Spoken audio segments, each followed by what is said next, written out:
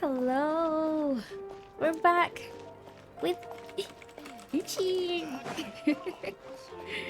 Hello, guys. Welcome to the stream. You know what? I think if we have time left after like reading Arlecchino story. Wait, where's my mouse? Where's my mouse? Oh, okay. I think maybe after that, maybe if we have time, I'm going to do the theater. Maybe if we have time. I don't want to promise anything. Have I seen the yep. I haven't posted the video yet. Yeah, I have. And you know, but the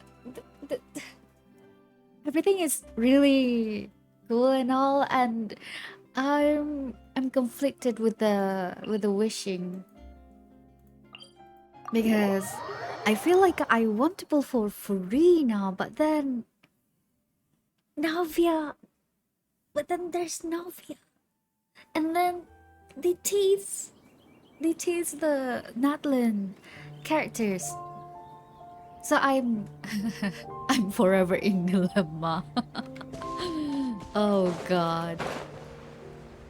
I mean, if I try to pull for Farina, I can run like a Pyro Traveler, Nahida, Yaimiko, or A. And then with Farina can do both heal as a healer and damage, so I don't know. Might want to read theater content after doing the Archon quest. After? Why after? That's an interesting suggestion. We get Danahan in Genshin now. Oh man. Danahan mixed with Xiao. Wait.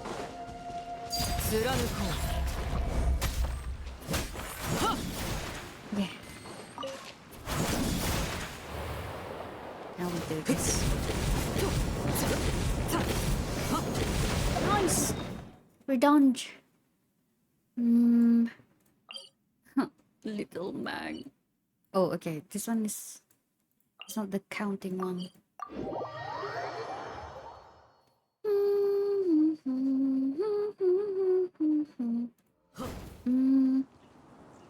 Okay, it's right here.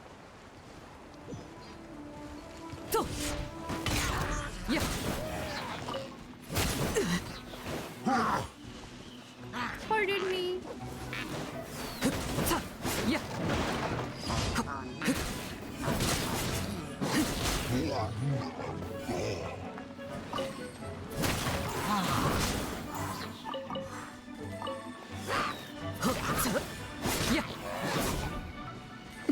Okay, where's the other one? Oh, it was right here.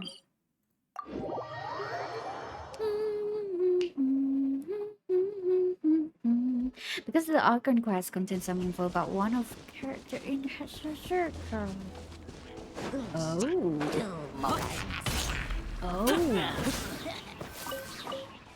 Interesting. Huh. I wonder if it's Nicole. That would be interesting. I mean, since I think she's the only, not the only, but kinda the only Hexen Circle member that guided us throughout the recent Archon quest. That would be cool. But don't tell me who is it, though.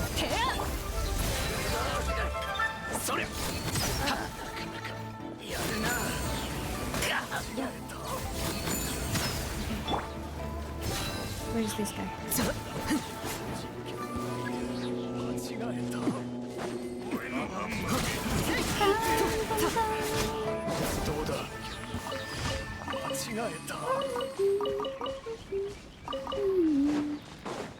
You're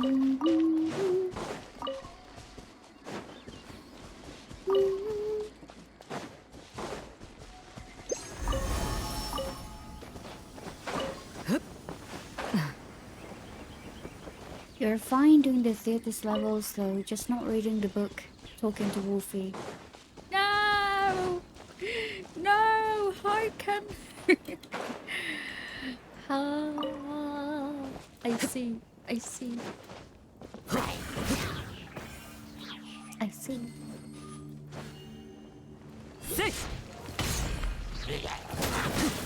Oh. Okay. We'll keep that in mind. So, the plan is we're going to do the Archon quest first before the Imaginarium Theater. Okay. The last one.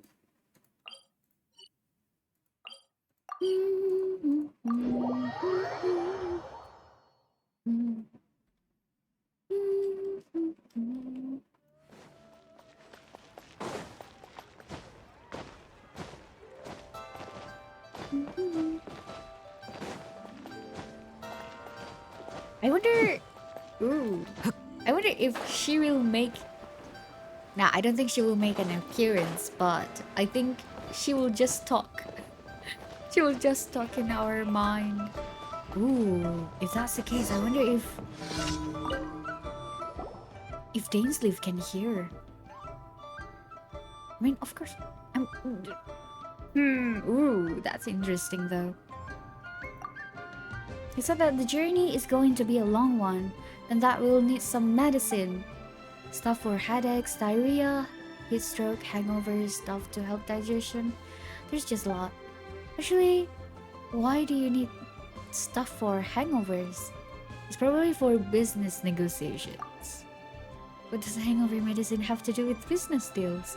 It's not like business will boom the more you can drink, right? Whatever the case, Dad wants me to go to Boo Boo Pharmacy to ask if the medicines have been prepared. Ooh, I don't know why. I don't know why.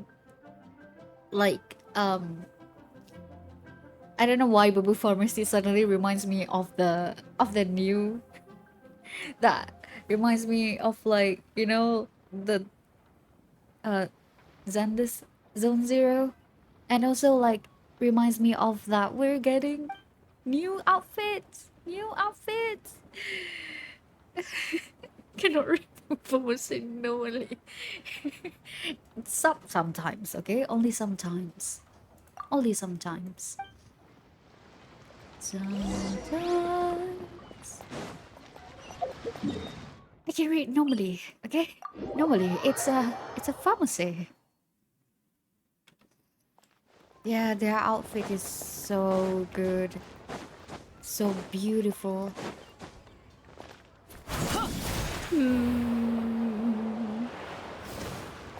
I'm happy that well, we will always get a 4-star free outfit, but still I'm happy that we get it free.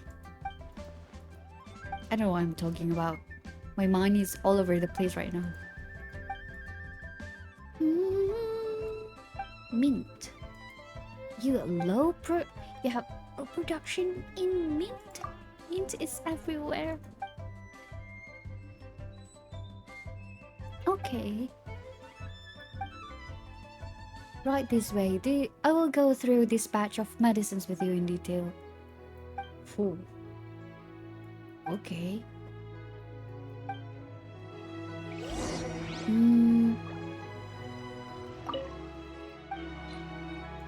Here you go.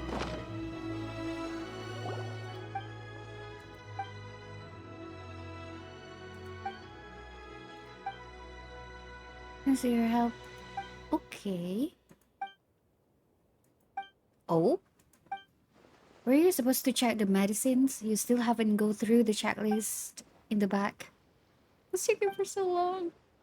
There's more where that came from.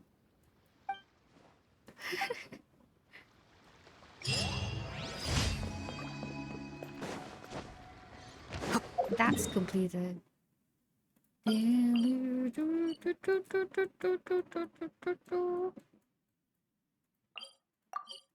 Where are we going to read Arlecchino? In Conria? or in her boss arena. Ooh. At the old House of the Hearth. Wait, I don't think. Yes, that's. Wait, I think we can. Oh, you know what? I don't know why. I have an idea. We're going to go into her domain and play. Let the song play. Let the battle theme song play, and then we go to the character theme. Character theme? I mean, the character profile. Yeah. Okay. Let's try. Bum bum bum bum bum bum.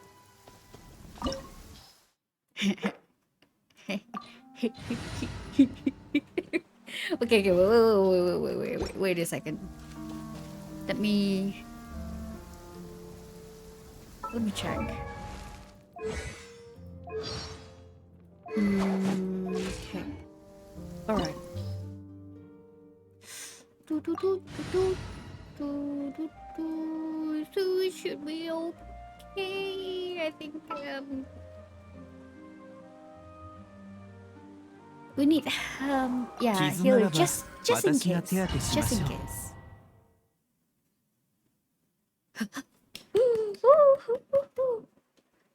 Okay.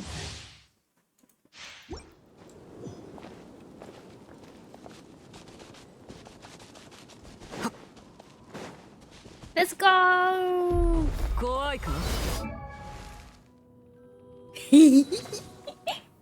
Okay, it's only the first phase. First phase. Yes. Alrighty. Oh, wow. So, guys, it's time. I've been waiting for so long. And you guys too. It's been many weeks, days, and maybe months too. So yeah, guys, it's finally here. We're going to finally read about Arlecchino. So, yes, we might need phase 2 as well. And there's something that I want to observe in the phase 2. Okay, so the knave, fourth of the Fatui harbingers, a poised, ruthless diplomat. To the children in the House of the Hearth, she is their feared yet dependable father.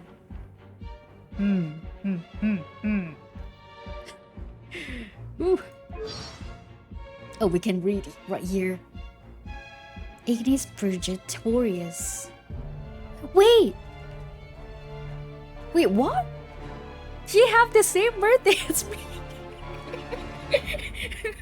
Wait a second. Yeah. Wow. I just realized that. Oh wow. I'm happy that I got her. Oh. Oh. Okay. I don't know why suddenly I feel the heat right now. Okay. Let's continue. Character details. That's interesting. Wow. The hotel with detail. Oh my god, the music. Right, we need to focus on reading. Oh, situated. Okay, the hotel with detail. Situated in the Vasari Passage, is a lovely building with clean walls and sparkling windows, and well-mannered. Well-groomed children frequent it every day.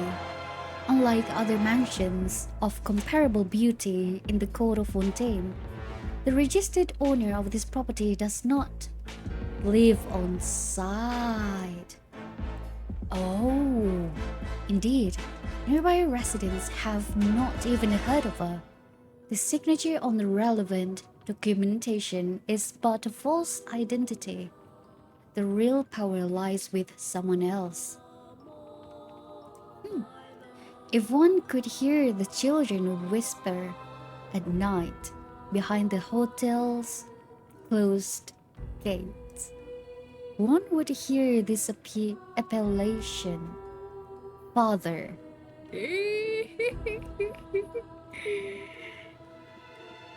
When speaking of Father, some faces turn worshipful. Some hearts are seized with fear, and still others look inscrutable, torn. But their tone always becomes one of respect. These children are part of the organization known as the House of the Hearth. They belong to the Fatui. This place is home to orphans the world over, and the luxurious hotel is but one of the house's faces. One of the house's faces. That's actually, I kind of like that. Okay. As for this father, the master of the house, she is none other than the knave, Arlecchino. Presently fourth of the Fatui Harbingers. I always forgot that she's the fourth. Oh. And Dottore is the second, right? Interesting. And we can't even meet her.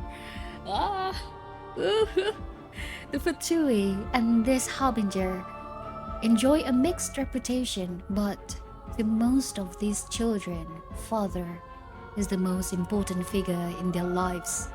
It is only because Father is here that this place is truly like a quote-unquote home.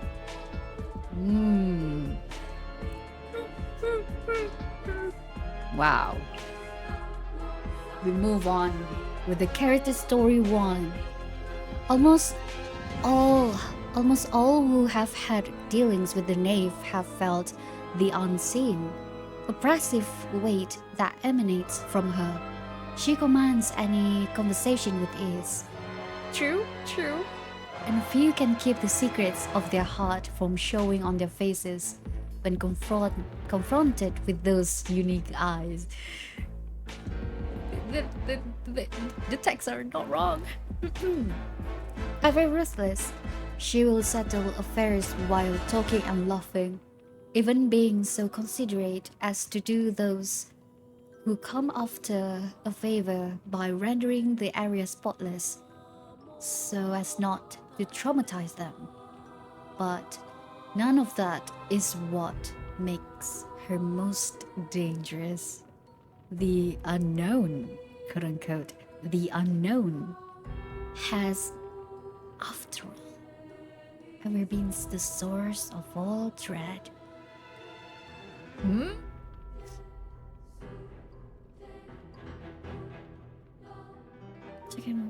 Even being so considerate as to do those who come after the favor. The unknown? You mean like the unknown, the curse? Or after all ever being the source of all dread? Even the children who interact with her on a day-to-day basis cannot claim to understand her, not her hobbies, her dislikes, or the things in her mind when she gazes out to the sea. I think she said something about the sea, right? In her character story quest, but I forgot. Something down the line. Each August? You mean like the month? Okay, they rack their brains thinking of birthday presents for her, and yet her reactions to each gift are virtually the same. She's like emotionless because like yeah, we can see it through like the like her character story quest, like her face expression. It's emotionless. So I yeah understand that. This continued until last year when Fremine was given a nasty shock by a lizard that leaped down from the ceiling. The little quote-unquote invader was caught by Lynette's sharp eyes and quick fingers, and then imprisoned on top of the table by a ball she swiftly seized. Wait a second. Lynette, and quick fingers, and then imprisoned on top of the table. So Lynette just like, trap the lizard with the ball. Yeah. Both ball and lizard wound out being taken for that year's gift by the knave. Huh? Wait. Both ball and lizard wound out to be being taken for that year's gift.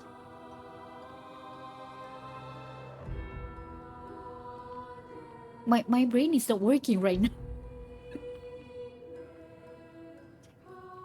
So they give the knave those things as a gift. We just happened to return home at that moment. Or okay. The next day, when Linny entered father's office to give a report, he found a familiar figurine in the feeding box. Figurine. The temperature and humidity within the box seemed to be eminently suitable for the little lizard. Oh, you mean like as a pet? I wonder like they gave the knave the lizard as a pet. Yeah, the temperature and humidity within the box seemed to be eminently suitable for the little lizard, which seemed to be quite enjoying itself. Father seemed to have experience in rearing reptiles. Yeah. For example, spiders. As the knave raised her teacup, Linny immediately shifted his gaze away from the lizard, but he quietly noted this incident to himself. The children seize every opportunity they can get to get closer to the father after all. Thus Linny, Lynette, and Fremine began looking up all sorts of knowledge regarding raising lizards. Oh? I mean, instead of like looking in the perspective of like jealousy, if we look in other directions, it's like it's actually quite wholesome though. It's just that I think this music is kind of like influence my thoughts, my process thoughts. Yeah. Wow. Okay. Lily, Lynette, and Fremine began looking up all sorts of knowledge regarding raising lizards, hoping to have something to discuss with father when the next they saw her. But just for a few days later, when he next set foot in her office, the box was already empty. Oh. By the way, guys, it's at time, so sit tight. Sit tight, guys. Oh, wow.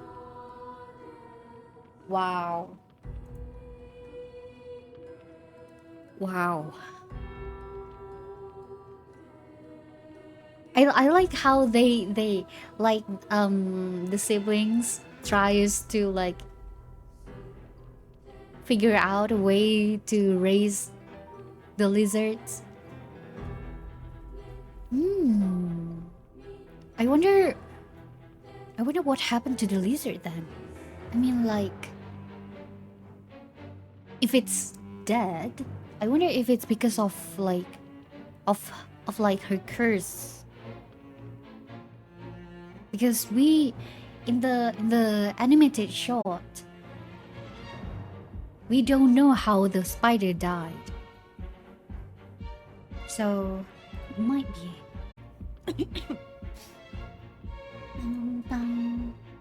Wait a second. Yes. I wrote I wrote something in the Genshin lore in my notes. I completely forgot about that. It's been a while since I wrote this.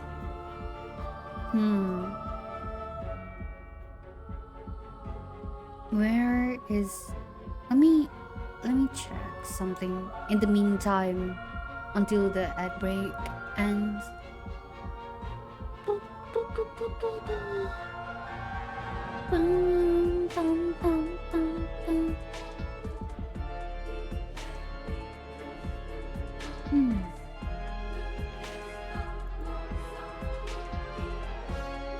I remember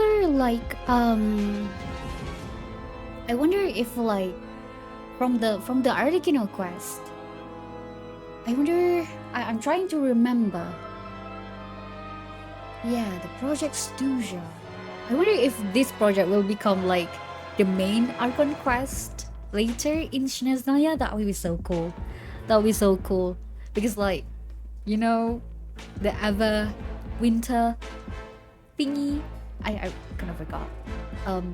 Because from what I know, Stuja, because I searched it up before, what does Stuja mean? And it means extreme cold. And based on the Teva chapter preview trailer, the final, the grand Archon quest for Shinznaya is called Everwinter. Uh Everwinter. Everwinter without mercy. Yes. So yeah. And I can't wait for that to happen. I think that when Shinznaya come out, all the harbingers are gathered to carry out the project Stuja. Plus they only need one more gnosis. This is wow. Man. Yeah, it's going to be super important. Wow. I can't believe that it's almost Netlin and Shinznaya time. I mean before we were oh man, 5 years until Shinznaya come out. It's already near in the corner. It's almost we have 1 to 2 years left. Wow. Okay, where were we?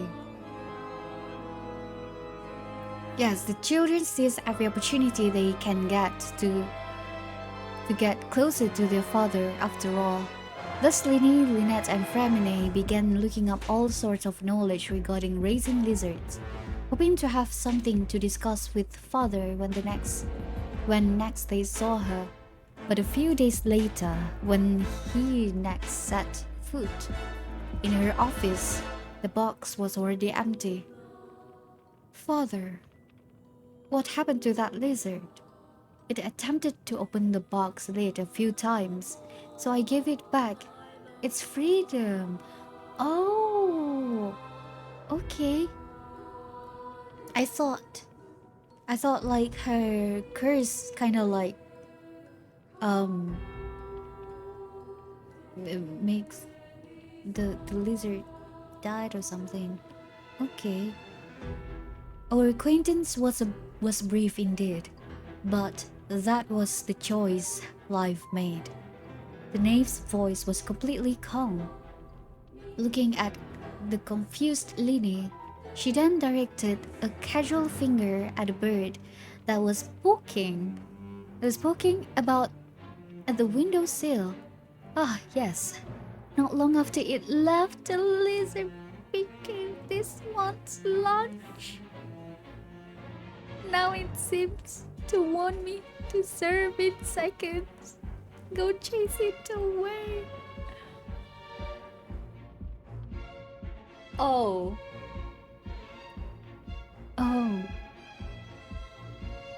that was short lived. I mean, short freedom.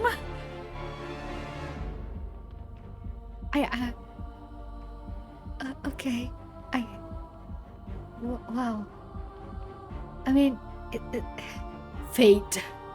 It is fated for the lizard to go inside the bird's belly. That's okay. Okay. Okay. Wow. Character story 2. Vanity is but human, and adolescent children gradually gain awareness of beauty and homeliness. They begin to surreptitious don accessories and trim their split hairs with scissors. Rebellious little tendencies such as these are no concern to father, nor will she interfere. But should the children reveal the position during a night operation on account of a necklace, she would not lay aside. Now this would require a father's instruction. Thus did Arlecchino enter that girl's room, a lovely handbag in hand.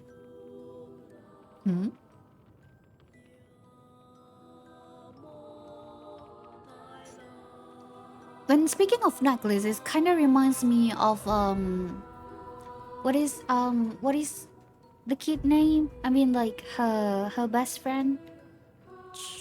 Did I? Clearvy. Yes, Clearvy. Okay. Yeah, it kind of reminds me of her, but but this one, it's not about her. Where was I? Thus the Arlecchino enters that girl's room, a lovely handbag in hand. The necklace had already been taken off and placed on the table, and the girl stood trembling next to it. She knew her error. Arlecchino scooped up the necklace and gazed upon it, before walking over and looping it back around the girl's unblemished neck. Oh.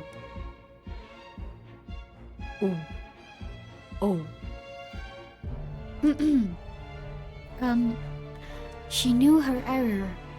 Arlecchino scooped up the necklace and gazed upon it before walking over and looping it back around the girl's unblemished neck. She then lifted the flowing gold locks around the child's ears. Oh, you pierced them yourself. And so, father once more retrieved velvet ribbon and jeweled earrings from that bag, tying the girl's hair with the former and affixing the latter to her ears. Then, taking her by the shoulders, she guided the girl before the mirror. Oh? The young lady reflected within was as a gem-encrusted noble rose, her beauty shining through the unease that blazed across her features. It is normal to be vain at your age, but do not let these beautiful trinkets arouse vanity and dull your intellect. Oh, she's still being so kind though. Like she like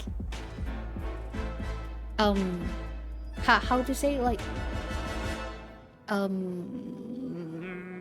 what does it call? Wore the necklace to the kid. Wore the necklace to the kid. What is the correct the correct word? Like she helps placing the necklace in the kid's neck. Okay. I'm sorry, father. The young woman anxiously apologized. her terror evident. With quivering hands, she reached for the earrings, making to unfasten them. It won't happen again, I swear. But the mirror showed only father's unwavering calm, her smile seemingly undimmed. Oh? Oh? Shh, do not be so nervous. People often long for that which they cannot have, and it would not do for regret to make beautiful memories seem ever rosier. Wear them. Once you have grown accustomed to them, you will realize that no gem, however exquisite, is any more than an object, cold and dead. Oh, oh, this is your new lesson. To understand the source of your emotions, master them, use them. Never be their slave. I like the fact that she led them, but at the same time, she giving like a message to her childrens. Yeah, never be their slave. Wow.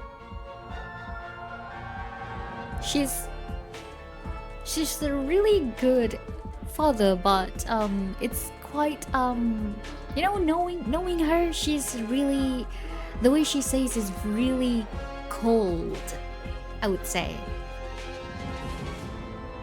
But yeah, it's really wow, Arlecchino.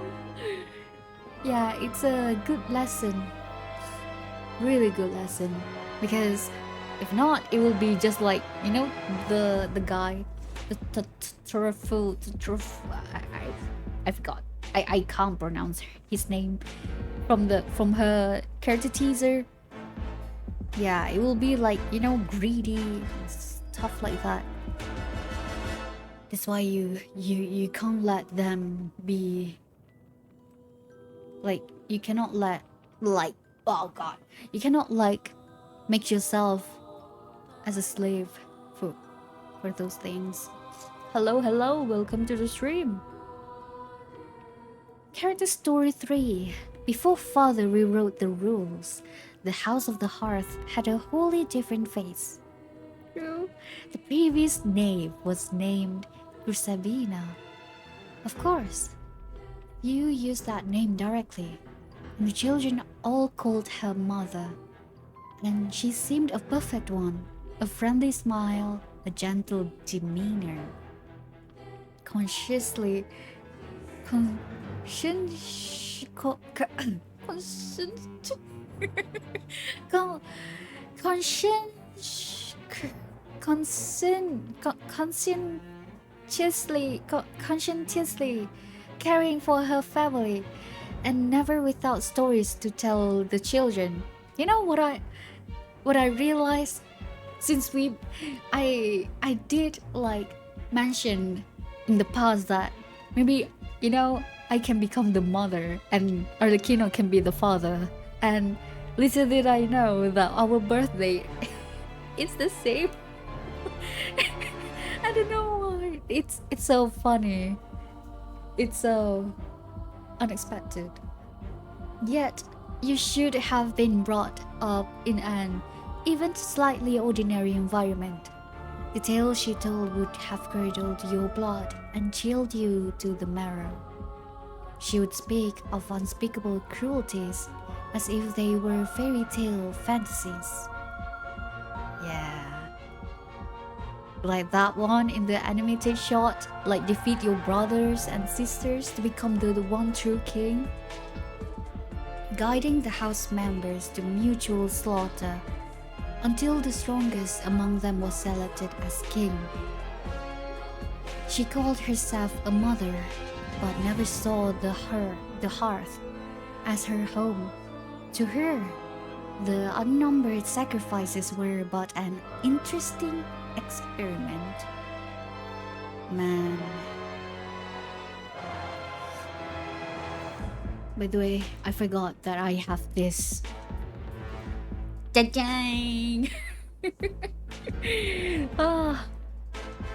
Ellipsis.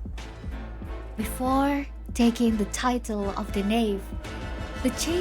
Changing her name to Arlecchino, the young girl had another name, Peruer. She was an orphan of unknown origin. Unknown origin, you say? Like all others in the House of the Hearth, a child of their mother. Many knew that mother favored her especially, indeed caring far more for Peruer than even her own biological daughter, Clervy. Yep. She even beat her own biological kid. Man, as such, even to the last, few understood why Peruer repaid this kindness with a magnificent assassination. Sabina's insane experimentation took place far from prying eyes, so naturally, almost none knew of him. Peruer was thus tarred as having committed matricide, her madness known to all. Yeah. And ellipsis. Even after the dust had settled, she, who had once been Peruer and was now Arlecchino, did not offer any explanation. She indulged the spread of these rumors, and indeed added fuel to the fire from the shadows. Ooh, I kinda like the way it's sentenced. You know? It's kinda related to her power, but they make it it's about this, but it's kind of they make it it relates to her ancient Belmoon power. Whether as a diplomat or assassin, one profits most from seeing through the other party while keeping oneself shrouded in mystery. A small tombstone stands at the site where she slew their mother.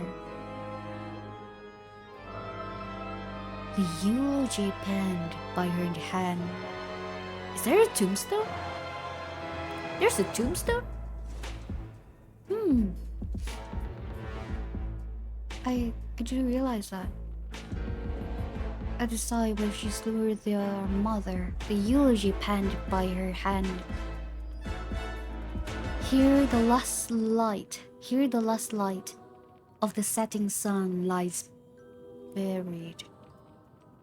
Here the coming dawn finds a welcome. The tomb is the thing we were. Oh, that is a tomb? I thought it's like a title or something, and she plays the fire liquid thingy there. Huh. That is. Oh, interesting. I see. Okay, guys, let's change the music, shall we? Before we proceed with the character story 4.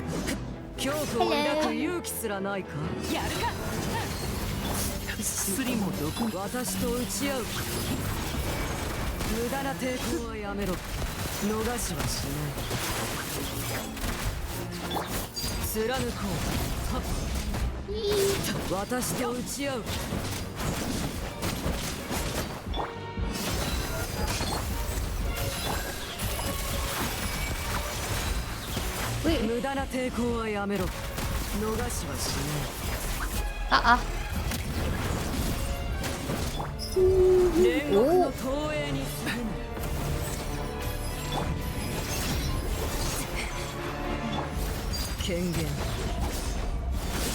I'm out of stamina.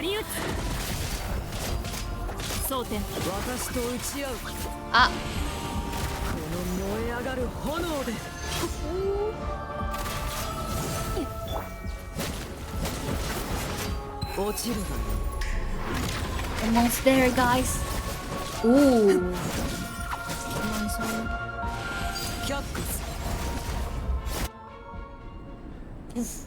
Okay. Man. Look at this! It's so freaking cool!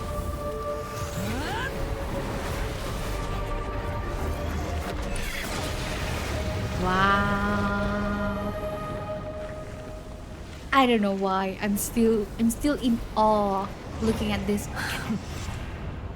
Cinder of two worlds of flame. Oh yeah, I want to check.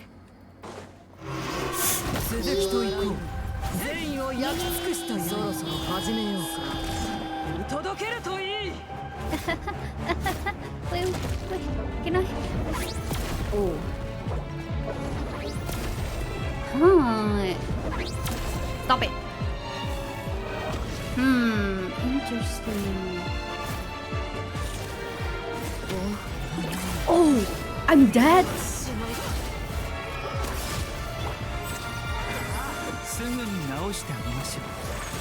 Huh. This? Oh no, this is bad.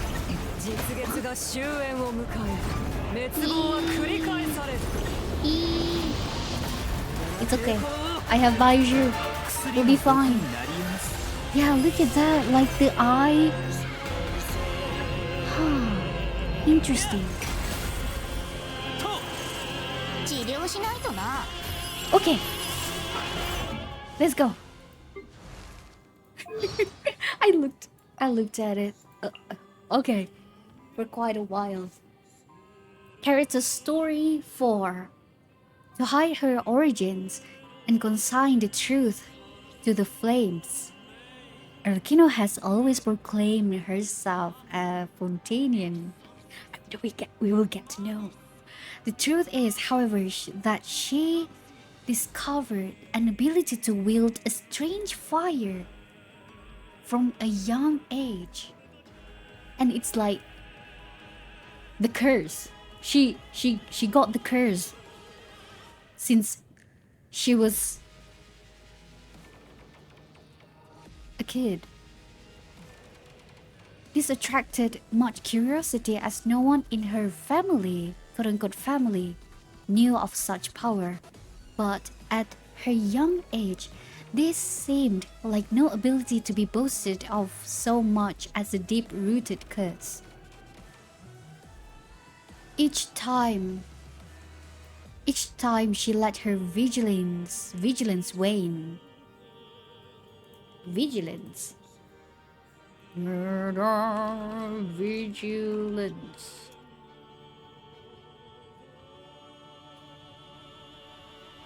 State, action, or state of keeping careful watch for possible dangers. Ah, that's why.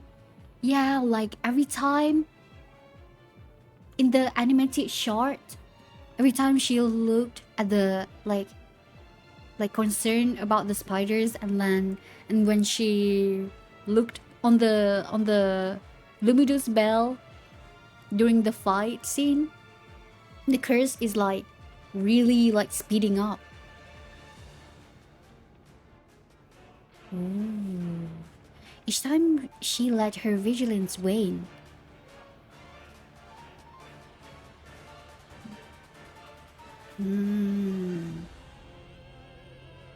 This power would run rampant, eating away at her body. First her fingers, then her palms, and then her forearms. Wow. Like that one time when she's like relaxed for a bit when looking at the luminous bell because it reminds her of Clervy. Makes sense now. The blackened marks were akin to those of burnt charcoal, just as she seemed akin to burning firewood. So I wonder will it take her like entirely, or just like only like the arms?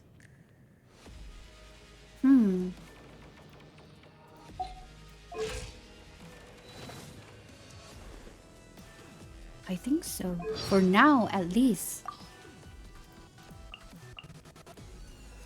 Where is it? The blackened marks were akin to those of burned charcoal, just as she seemed akin to burning firewood. Here she had a vague foreboding that if this dark shadow were to creep up her shoulder and snake from shoulder to heart, she would likely undergo some sort of quote-unquote change. Oh. Perhaps that would be the moment fate tipped its hand to her. Oh. So he's like, here, then to the shoulder and then to her heart. Oh. Okay. I wonder if it's I wonder if it's the change, the quote unquote change has, I wonder if the curse has already like go to her heart yet. Ellipsis. Even without the corrosion, his flame brought her other troubles. Those rendered ash by these fires would leave outer images. Yup.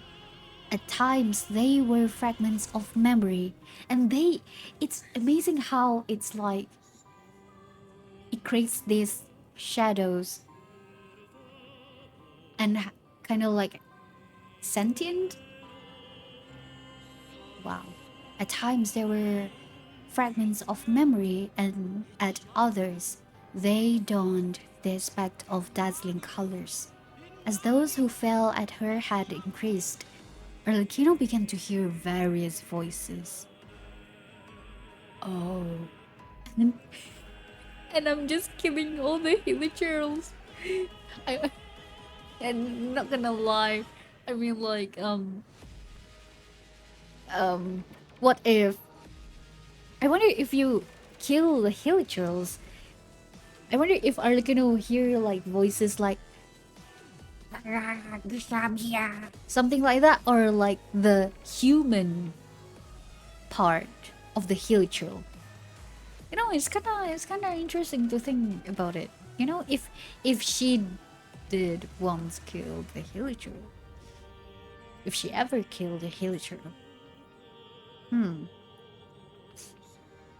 Argino began to hear various voices, screams, wails, and hurled recriminations would wake her from dreams, and she soon grew used to this. She had a few dreams worth remembering fondly. In any case, filled as most were the crimson moon and the barren wilds.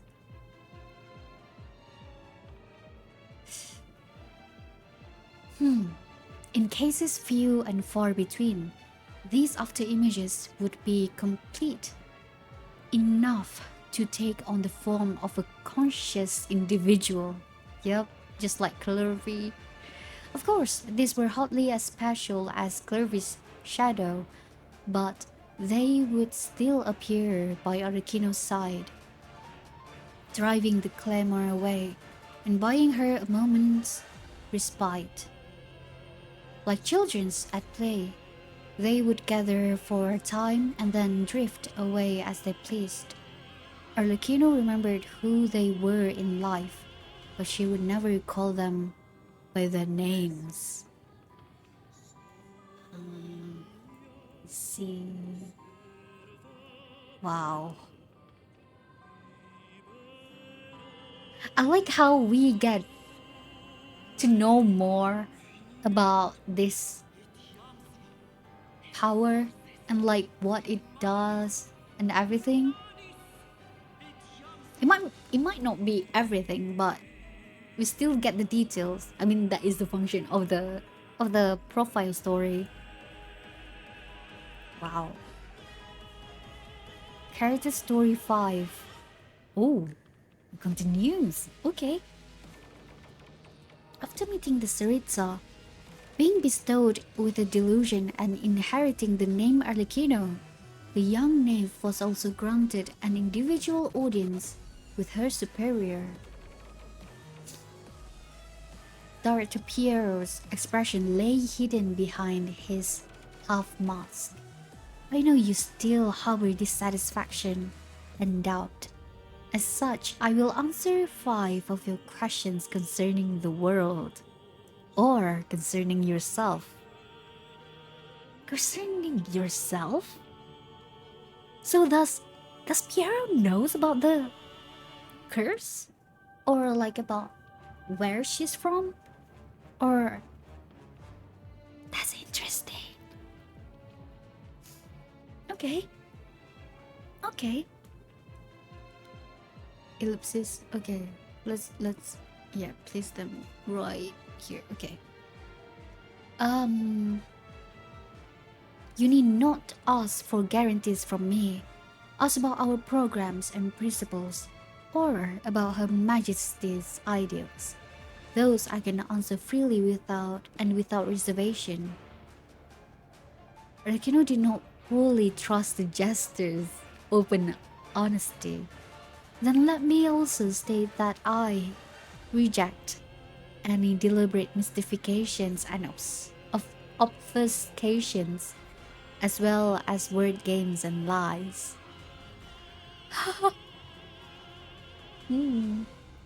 Most prudent.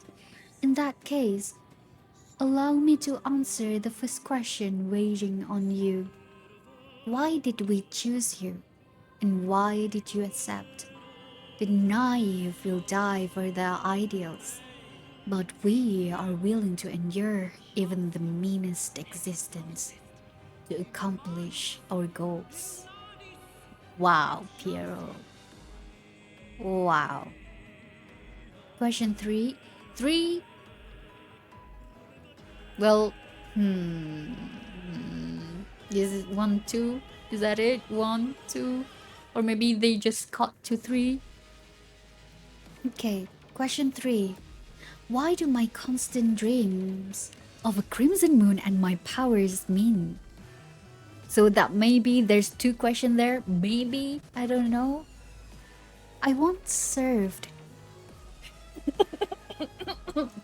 Okay. What do my constant dreams of crimson moon and my powers mean? I once served the final dynasty of an ancient underground kingdom, Hungria. Its dynastic name was Eclipse. And before they came, yeah, we know that from the book, Harry and Harry book. Crimson Moon came first before the eclipse. Its dynastic name was Eclipse. I don't know why I'm so excited. And before them came the Crimson Moon. As for the secrets from before your birth, I suggest you purchase a book named Harry Potter. It's the freaking Perry Harry book.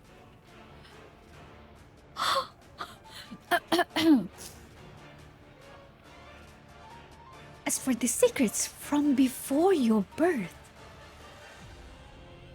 I read no such tales in the days when I pursued academic attainment and saw it only by chance.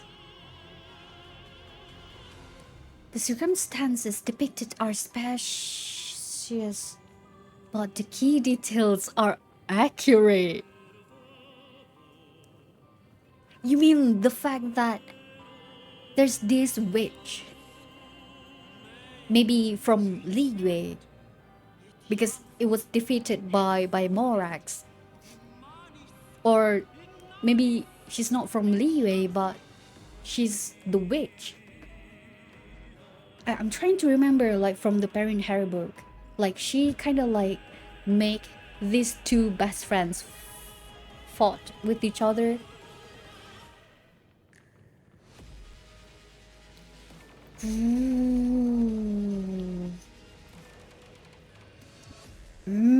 Interesting.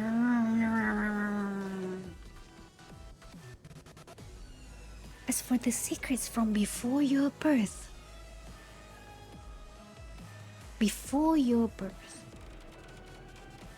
So I wonder if that means that she is from Kandria.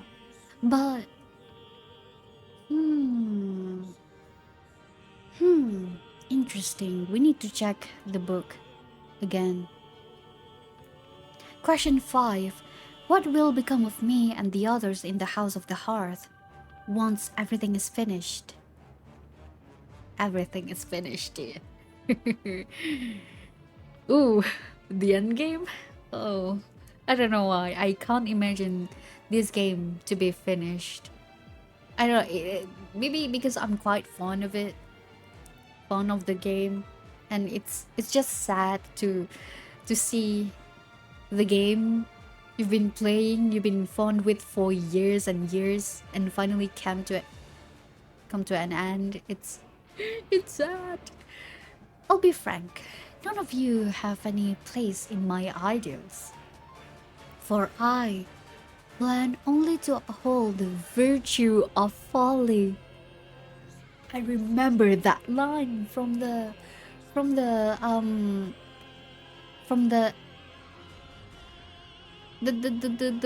it's not animated short, kinda animated short from the, you know, when Signora died before the Sumeru Archon released.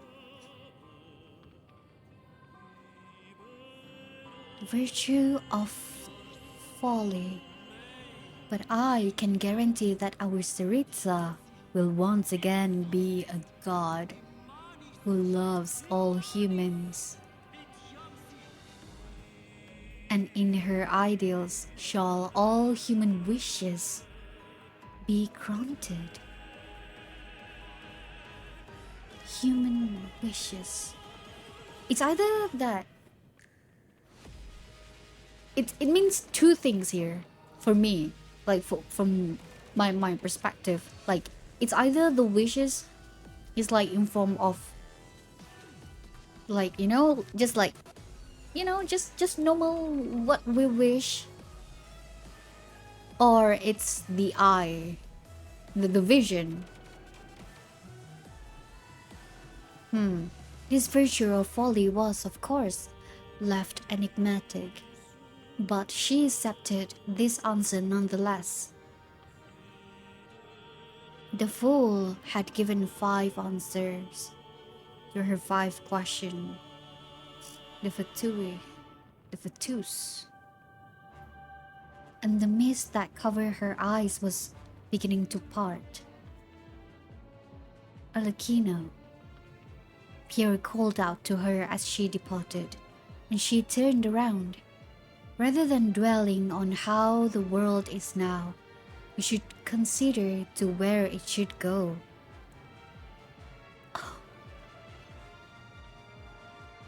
Oh, I mean that is actually, I not gonna lie, kinda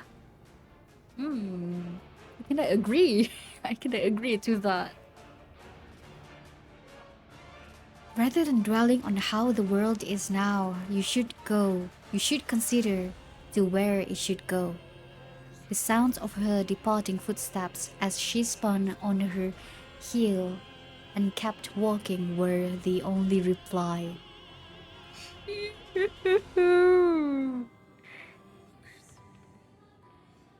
She doesn't even waste a breath to reply to him. Wow. Marel. Marel? Ooh. The House of the Hearth uses many code words to maintain operational security and secrecy. And of these, Marel Marel was personally selected by the Navy herself. Marel takes its meaning from a popular Fontaine children's game. Boxes sequentially marked with numbers are drawn out on the ground. Boxes sequentially marked with numbers are drawn out on the ground A sandbag is thrown into one of the boxes, and the player will jump from the box to box in a specific order. Okay.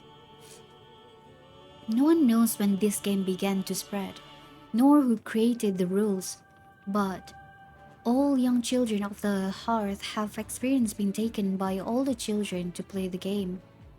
Light-footed lips, boisterous laughter, the memories married to Morel, were always wonderful, like the kiss of radiant sunshine.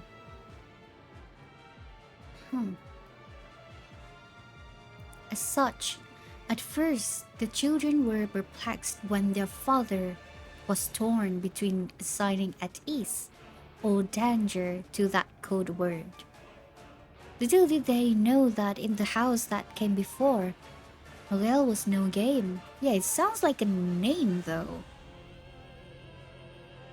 Was no game. In those days, each and every child would leap into the boxes, one by one, under the vigilant eyes of the adult.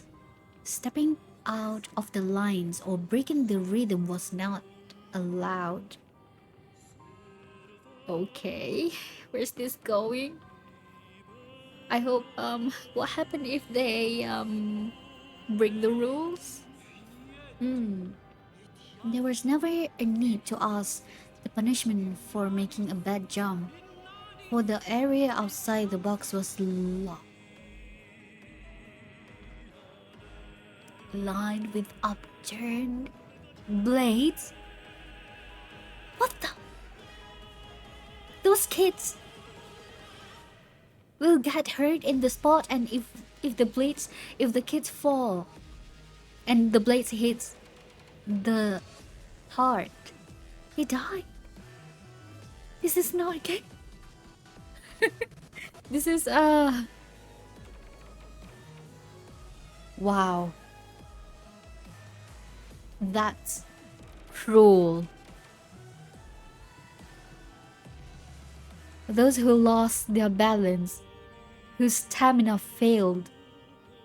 I mean, I think they did this so that they can filter out those, like, we want only the best of the best. But he's so effed up. What the heck, Rusabina? Those who lost their balance, whose stamina failed, or simply made an error out of fear. So many fell beyond the bounds, and the dark red soil mourned that painful past. They're only kids. They're children. They're only children.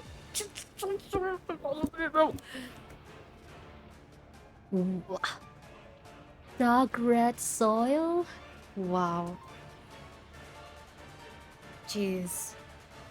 I'm happy that she took out the Crusabina, but after reading this, I'm more than even happier that she destroyed, that she betrayed the old house. That is such a cruel. Wow. None would have associated it with being at ease. Indeed. Few could speak of it without blanching?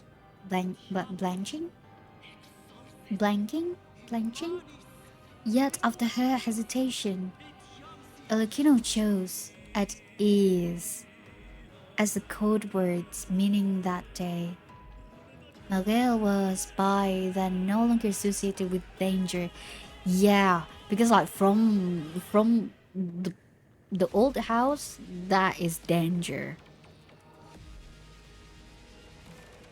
I wonder how many children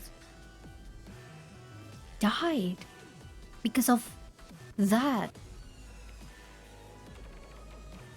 Holy. Bloody hell. Now all that came to mind when this game was mentioned were smiling faces. Yeah, the children her child nowadays, they they they don't have to know about the past. They don't have to know about all this cruelty. In which case, she thought, let those unhappy memories dwell in her heart alone. Yeah, that's what I'm talking about. Let the blood and dust be wiped away. For should children not see a broader future? Hmm. Wow. Such a good father.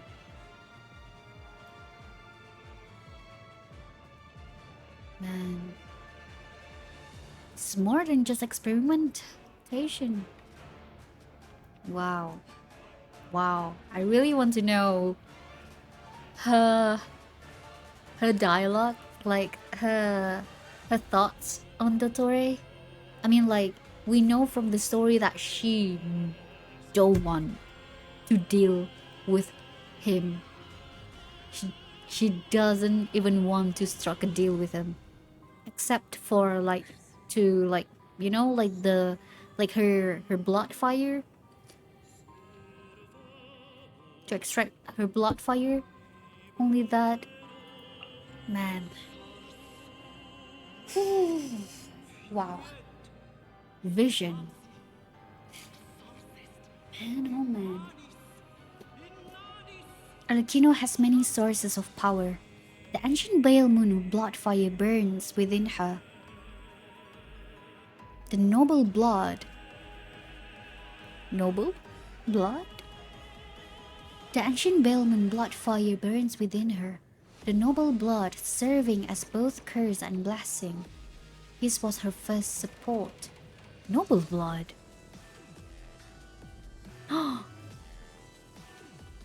Wait. You mean...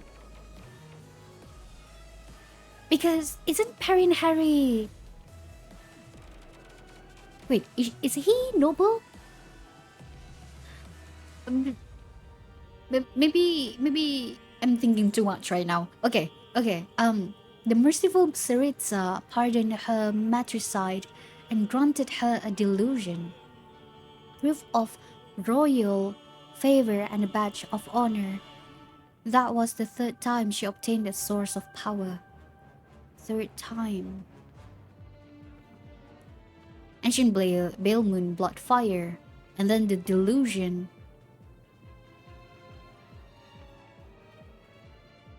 And a vision. Okay. Third time. That was the third time she obtained a source of power. Between these two, the girl who still called herself Parware. Ah, wait, so she received the vision before delusion. So ancient Bale Moon Bloodfire came first, and then the vision, and then delusion. Okay, makes sense. While Clervy yet lived, Parware had mooted the idea of assassinating Mother to her. Perhaps she lacked confidence, or perhaps it was their familial bond that yet shackled her, but Clervy refused. Clervy's destiny concluded when the cold blade pierced her. But as she slipped away towards death, she was truly happy, for she had finally found her freedom. Yeah, that scene.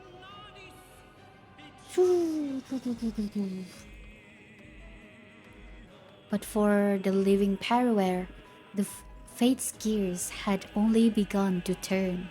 The experiment to select a king was over, but Mother's ambitions were far from fulfilled. Parware thus decided to undertake the plan that had once been shelved solo. From that day on, she suddenly calculated the gap between herself and Mother. Oh! Her martial skills were the fruit of her mother tutelage, and strength flowing through her bloodline was laid bare before Mother. Yeah, the curse. And what was a child before adults but a nestling? Ah, it kinda, I don't know why, it kinda reminds me of like the line that Crisabina said to her during the fight. Like even the bird tied to its nest, something like that. Hmm. And what was a child before adults but a nestling, even one who had emerged as a ruler of the roost? Even one had emerged as a ruler of the roost. But what her life of suffering up till now had not taught her was how to give up. Thus Periwera constantly honed herself, though her body became riddled with scars from constant battle, though her arms should be burned black from baleful blood fire she could not completely control. Then, on one moonlit night, a vision came to her without warning or portent. The round vision lined up perfectly with the moon. That is gorgeous. I mean, oh wait, it is gorgeous, but it kind of reminds me of the Parent Hatter book, you know, with the moon, the crimson moon at the back. But he realized that the moon is actually the eye, and the fact that the vision lined up perfectly with the moon, it sounds like, you know, like the moon and then the eye, because we know vision is like the eye of the god, something like that. Ooh, and the glimmering gem tinted the latter crimson.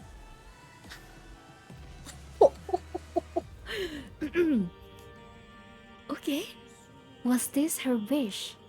Was this merely the fruit of hundreds of days and nights of ceaseless thought?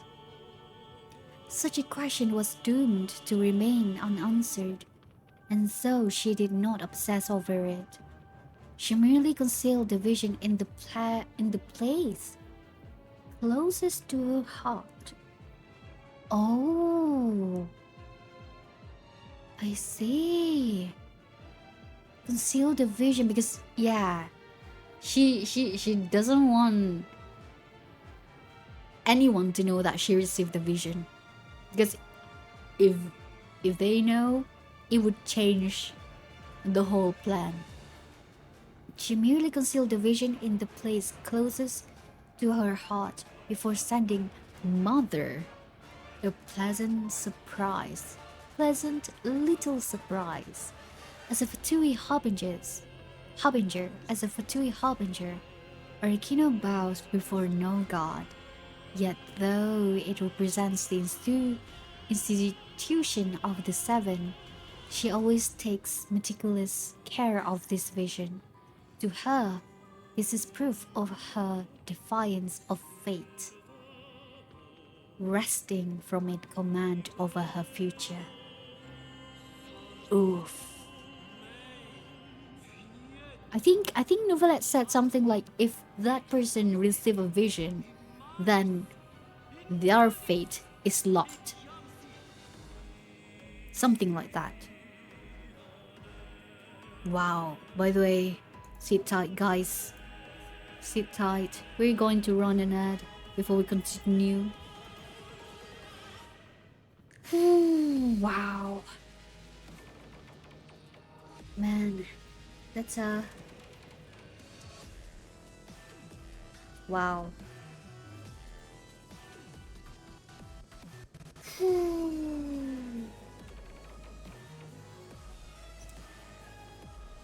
Proof of her defiance of fate, resting from its command over her future.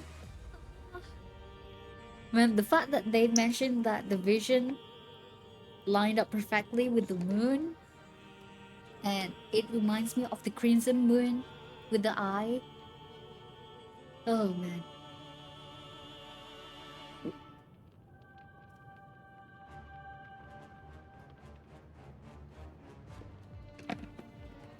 Okay. Oh, wow. That's wow. I like it. I like it a lot. Ignis.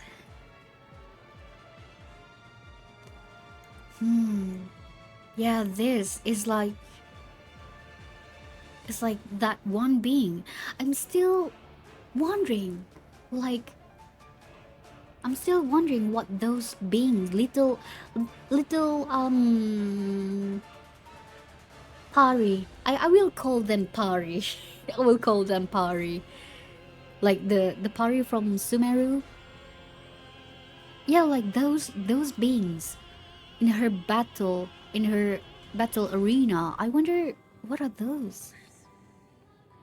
Are those like her quote unquote kind? Or like like her kin or something? Because we saw like one have like a like change into like having this one right here as like the head, like it transformed into black and red, and the other one is like the other version is like it's pure, it's fine, doesn't transform. Oh god, sorry guys, wait a second.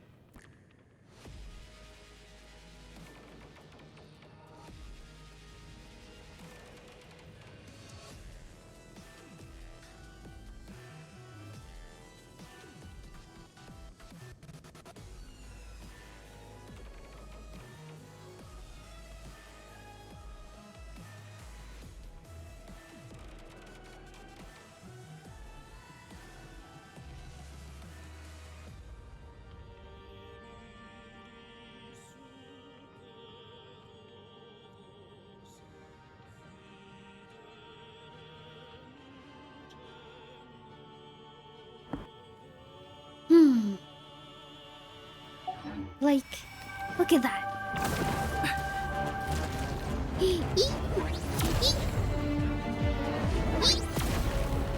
Let me see.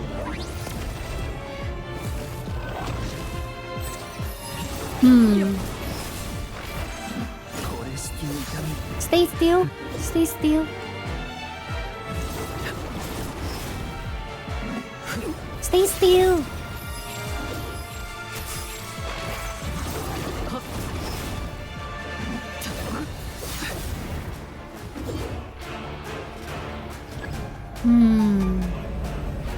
Oh, it's her ult. And this one's fine.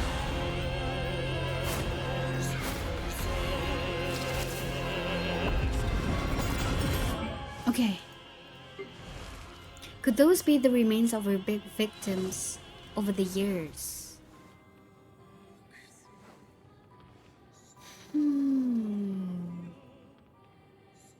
Victims. They could be. It could be. Because they kind of like. They did mention, and she did too mention about that. How, like, the victims came to be the shadows, quote unquote the shadows, like a being,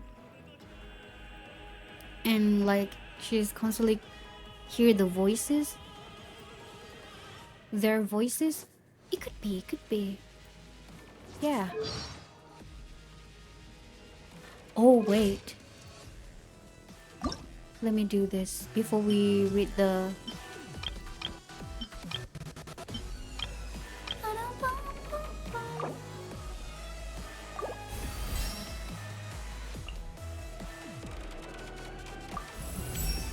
Nice. Now we see this. Whew. Okay. I don't know why I feel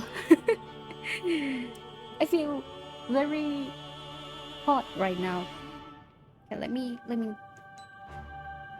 Okay. Hello.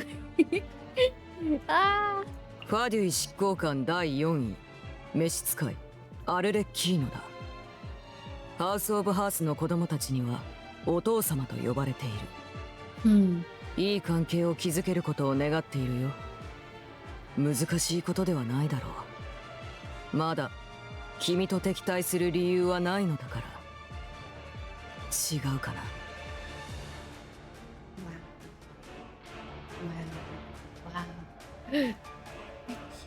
そのように私の瞳をじっと見つめるのはやめた方がいい。何を見てしまうとも限らないから、ね。We know what happened. Oh God. You know, somehow I kind of want to go back inside her domain, but with supervision, with her supervision. Yes, I want to. I don't want to get killed inside her eye domain. 子供たちは今頃どうしているだろうか。まあ、好きにすればいい。私に報告か？聞こう。When the thunder strikes. 怖がらなくていい。雷の方が私たちを避けるはずだ。When it snows. 寒さに見舞われて初めて人は炎の暖かさを懐かしむものだ。She's not wrong. She's not wrong when the sun is out. こんな日は木陰にいる方がいい。True. I agree. I love when the sun is out, you know, but I prefer it to be like I'm covered in the shade. do you guys get what I mean? It's like not in like not really hot scorching sun. Yeah. But it's like a peaceful weather, something like that. When the wind is うっ blowing. かり秘密を口にしないよう気をつけることだ。風がそれをどこまで運んでいくかわからないからね。Like Sunny Uncle. Yeah. True. Good morning. おはよう。今日の予定は？ It's a reading about you. お昼頃に家へ帰ると子供たちは大抵床に横になって雑魚寝をしている。確かに眠くなりやすい時間帯だ。君も少し休んでいってはどうだ？ Good evening. こんな話を聞いたことがある。月はまるで人間界を見下ろす目のようだが、人々はその視線に慣れすぎてしまった。I like it. I like the way she say it. It is said that the moon is like an eye gazing down upon the mortal plane, just like the crimson moon. Good night. もう寝る時間だろう。眠れない？自分で何とかすることを勧めるよ。おそらく私の案を君は気に入らないと思うからね。But I still kind of want to know what is the, you know, what is your suggestion? Okay, about Arlecchino perception. 自身を冷静に見つめることは容易ではない。まあ世の中、それができないものの方がかえって楽しく生きているものだがね。She'll knock. Oh, is that what she meant by? Oh.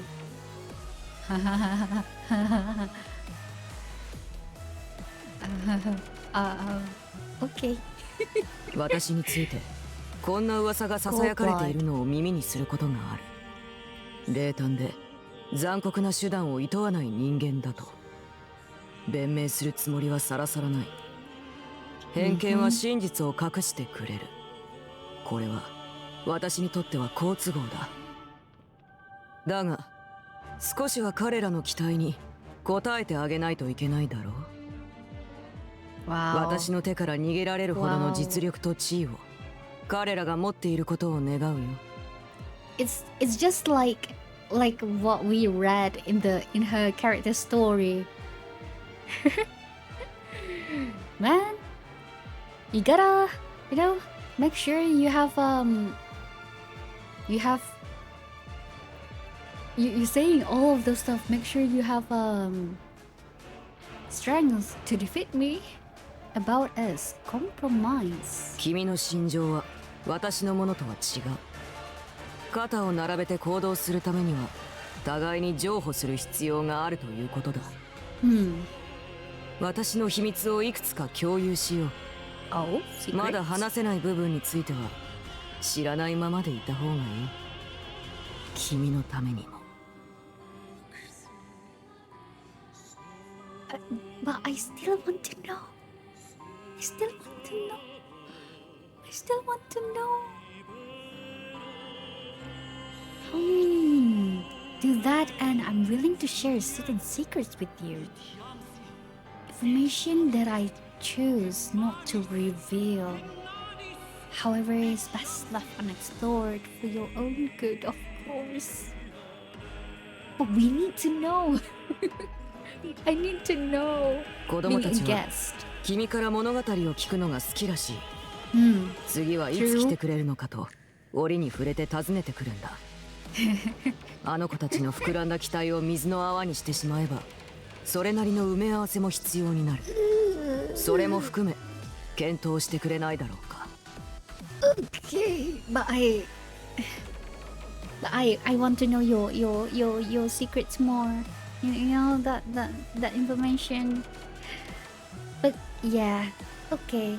You know, I think for the next time we meet the children, I will buy a few poison and health potion, please.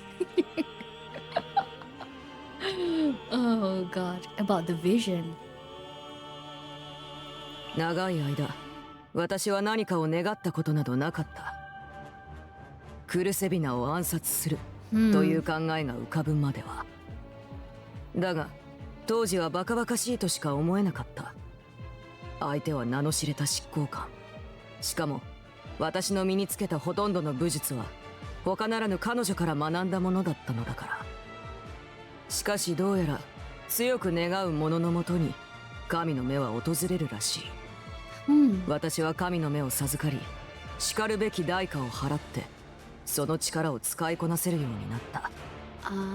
弟子が師匠を破るには少々意表をついた手段を取る必要があるということだね。I wonder if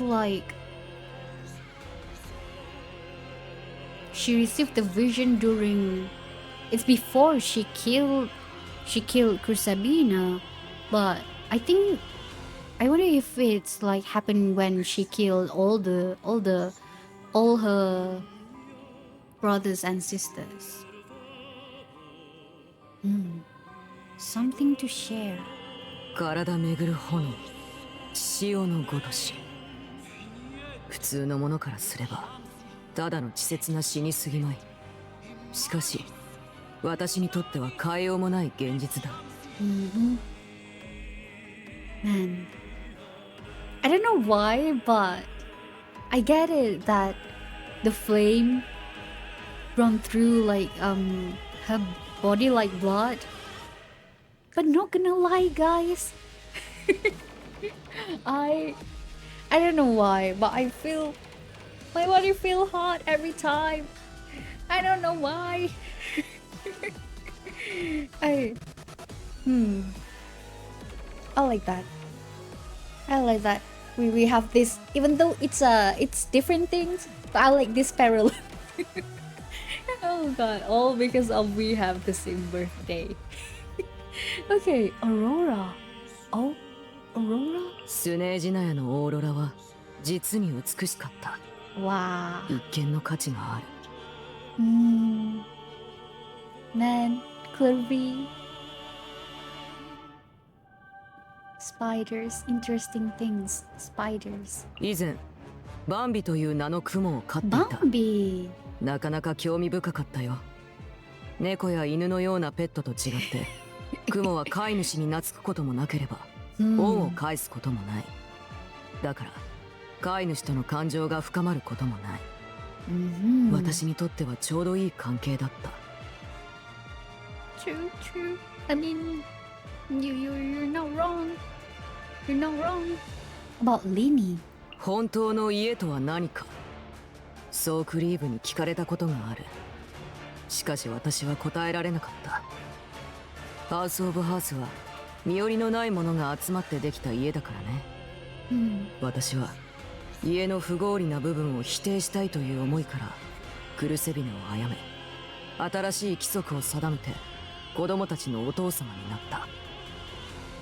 だがそれでもまだまだここが本当の家とは言えないことをよく知っている。この課題は次の主に引き継ぐことにした。リネがいつか新しい答えを出してくれる日を楽しみに待つとしよう。I don't know why, but I'm still conflicting having Lini to take the lead, but he don't. Don't. What's the word? Oh God, my brain stopped working. Don't take it the wrong way. Yeah, Lini is fine. He's really good in protecting his siblings and everything, but still, I don't know why, but I still want her. I still want her. Want Arlecchino to lead the house. But yeah, I don't know. Okay, let's move on about Lynette. 静かで落ち着いた性格はリネットの個性であり長所でもある。聡明なあの子のことだから本人もそれを認識しているのだろう。あの三兄弟の中でリネットはかけがえのない役割を担っているし、あの子自身もそれによって充足感を得ている。お父様として私はあの子がのびのびと才能を開花させられるような環境を整えてやるつもりだ。フレミネは心の中に様々な感情や葛藤を隠している。自身に関係のない問題までも己のせいにして悲しむが、そんなあの子のことを理解してやれる子供は少ないだろう。君にもとても繊細な部分があるだろう。もしかしたらあの子と馬が合うかもしれないな。I mean, we already become good friends. We already become best friends. Especially with the sexy event, it makes me even love him more. About Nuvilet.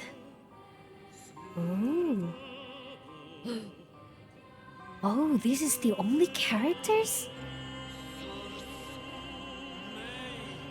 Okay.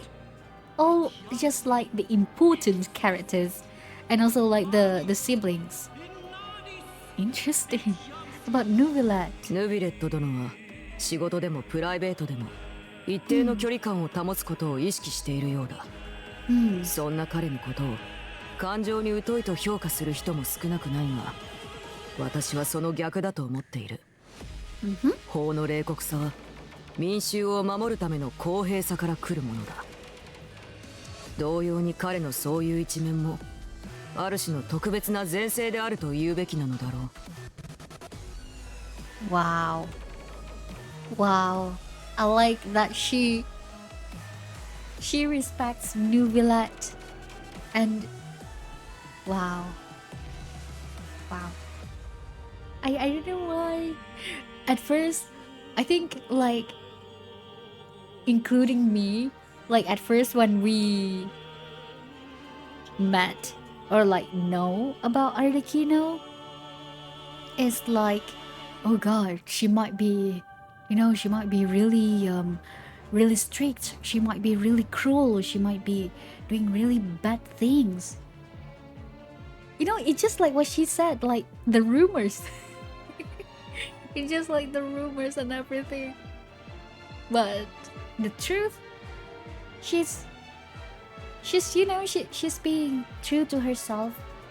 She's being really, really kind but cold. Something like that. About Furina. 劇団員たちへの差し入れとしてリネにケーキを届けさせた。ケーキは子供たちの手作りなのだが大ファンからの贈り物ということにしてある。彼女が気に入ってくれるといいのだが。Okay. Tsuritsa. 投獄された時、女皇陛下は私の罪を許し、執行官の身分を与えてくださった。耳障りの良い言葉ばかりを並べ立てる空っぽの偽善者とは全く違う。私は彼女に真の慈愛を見た。しかしその慈愛は果てしなく広がる氷雪をも溶かせるものだろうか。その答えは誰にもわからないだろう。だがこれだけははっきり分かっている。もしいつか女皇陛下と決別すべき日が来たら、私は迷いなく彼女に向けて剣を振り下ろすだろう。それが私の捧げられる最大限の敬意だ。Interesting.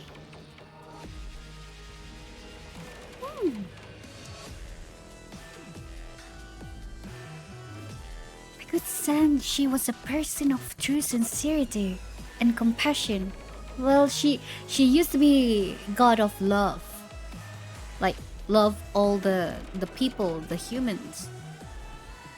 Unlike all those pompous hypocrites with posturing and rhetoric. Man, it's difficult to say whether her compassion alone is enough to melt the ice and snow that permeates her land. Have a winter without mercy? If we are forced to be at odds one day, I will raise my weapon against her without hesitation. Because that is the greatest level of respect I am able to bestow. Wow. Wow. The gesture. 最初の執行官である彼の全ては謎に包まれている。初めて会った時、彼は私の身の上を一目で見抜いたんだ。私の方は未だに彼についてほとんど知らないのに。Wow. So I wonder if he might. I wonder how like the duration between the like from the crimson moon to eclipse, like the duration between them, because if he can recognize with ease, recognize like her background with ease, like with like no problem in identifying her background, I wonder if so he's alive for many years, right? I mean even before the Khaenri'ah fall.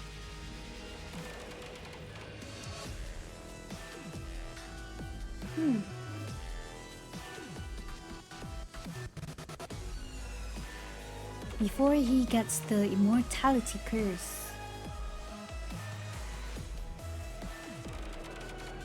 Yeah, I wonder how long, like from Crimson Moon Dynasty to the Eclipse Dynasty. I think Eclipse Dynasty is the last one, right? Before the Khaenri'ah, the disaster.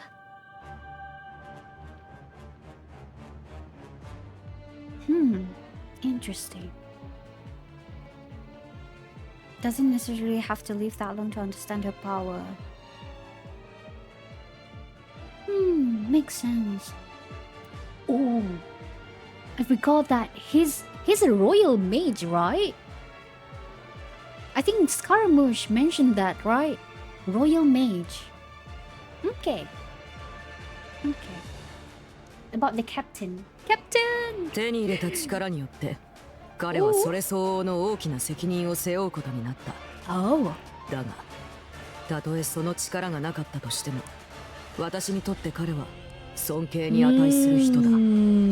Yeah, like from the video alone, when we first saw him, the captain, he's really cool person. Really cool guy. And like from Master Varka, the way he describes the captain, man, I can't wait to meet with the captain. Yeah, I can feel his personality. Wow. Man. I wonder if we can, if he will become playable. Please. I don't want to.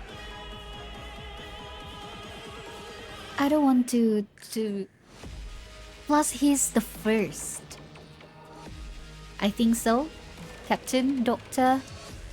Doctor is the second. Yeah. Man, there's nothing about Scaramouche. Wait, what if you didn't do the Scaramouche interlude, the Argon Quest interlude chapter? Do they like there's Scaramouche text? I wonder. The captain is gonna one shot. Yeah. We can't even defeat her. Oh god. My. The doctor. ハウス・オブ・ハースを引き継いだ当初から、彼はさまざまな協力関係を提案してきていた。淘汰される子供を実験に使わせてくれれば、その実験の成果を享受させてやるとね。先代召使いとの協力関係は相当愉快なものだったらしい。同じ執行官という立場でさえなければ、先代召使いのところに送ってやりたいものだ。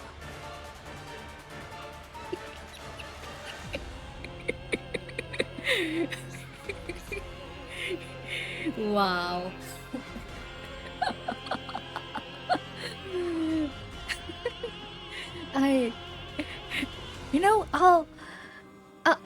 Not gonna lie, I'll be waiting for that day to come. Maybe one day,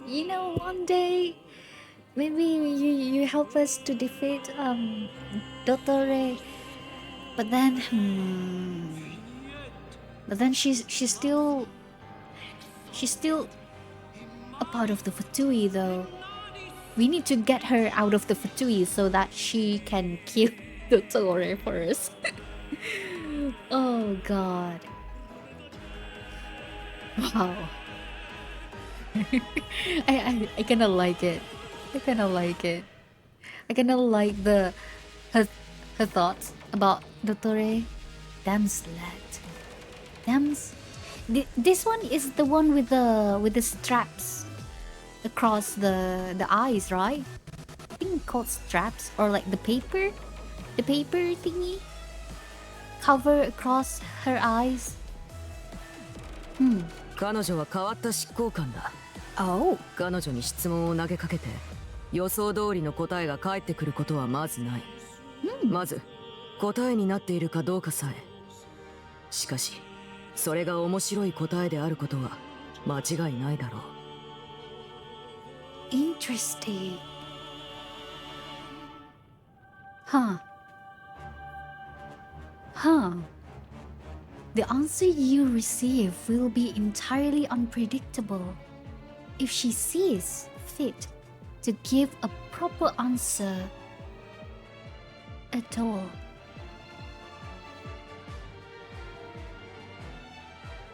So if she sees fit to give us the proper answer, then she will answer us with something that is really unpredictable then, right? Is what I'm understanding here. Interesting. Wait a second.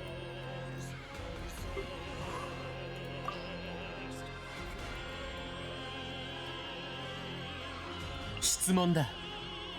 どんな時もぼんやりと間が抜けていて、どんなことをするにも鈍くてとろい少女に遭遇した時、どのような反応をすればいいと思う？僕は構わず戦える。Yeah, でも君は I remember that. 両親を痛めるだろうから、 Okay. やっぱり彼女からは離れた方がいいよ。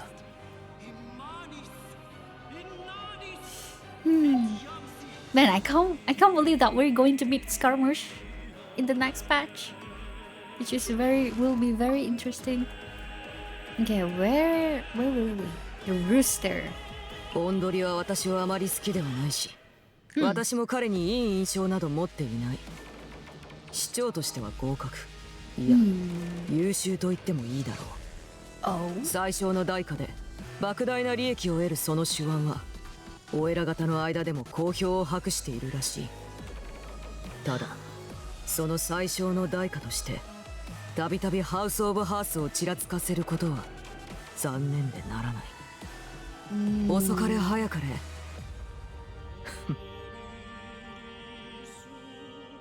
Okay. I see. I see. I mean, he's kinda like have traits, I would say, like, and maybe including manipulation, something like that, and the fact that he kind of like get a hold on to like Tartalia's family too. Is something that I'm worried about. Marionette. 彼女にはあまり興味がない。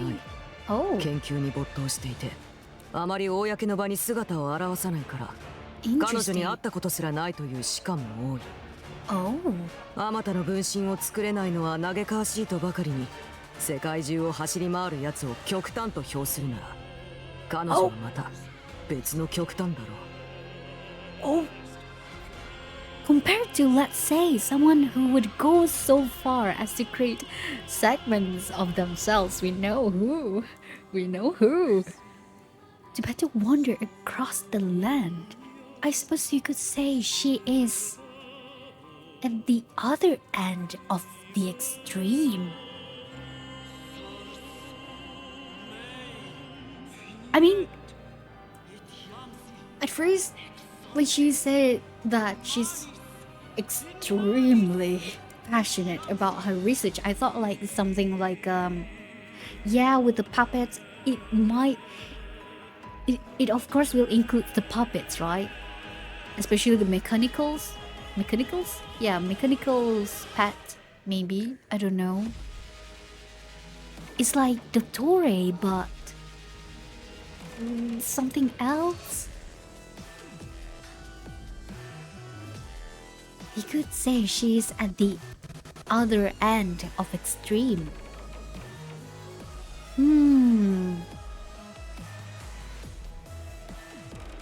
Someone who would go compared to like the Torre, who was like obsessed to create the segments of themselves to better wander across the land. She's different. I wonder what that's supposed to mean. Like she...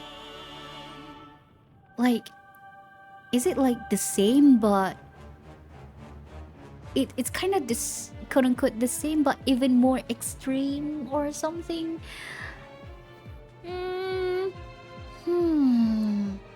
the other end of extreme. Man, she's the way she said it, it's like she's even crazier. She's even crazier than the Torre. Or like I don't know. The doctor method of create segments must be a solidistico, and Marina also create segments, but in a good way. In a good way. She is at the other end of extreme. If it's in a good way, then I'm okay with it. Then we're quote unquote good. Completely the opposite. Interesting. About Regrettor. 彼が優れた頭脳と手腕を併せ持つことは認めている。だが、冷静さには欠けると私は見ている。壮大な計画を立案し、無機質な経済を操る能力には長けているものの、彼を突き動かしているのは、依然として心の奥底に抑え込まれたままの憎しみと嫌悪だ。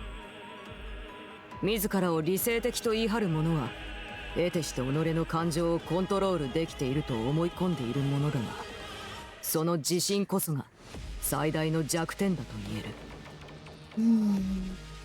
I wonder if we're going to go back when we're going to meet Regrettor and like maybe like the story.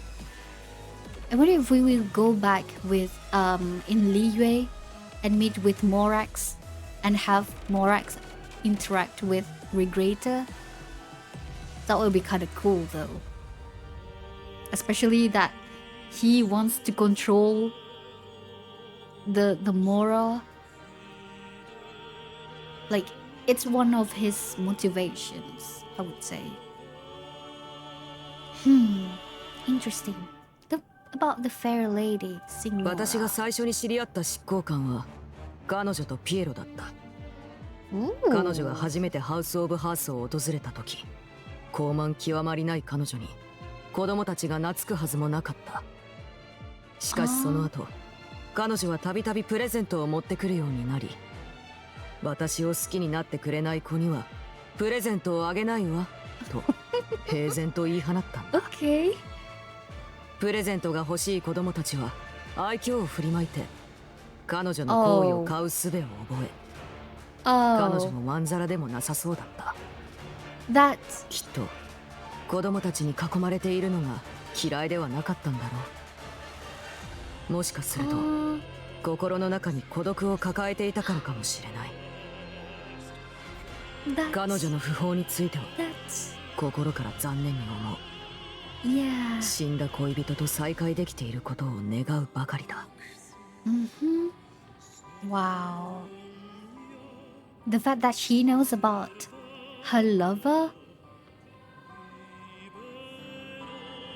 Wow.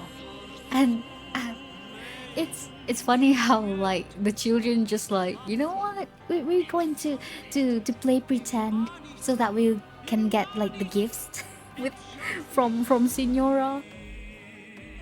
It's funny, but then after that it's just sadness.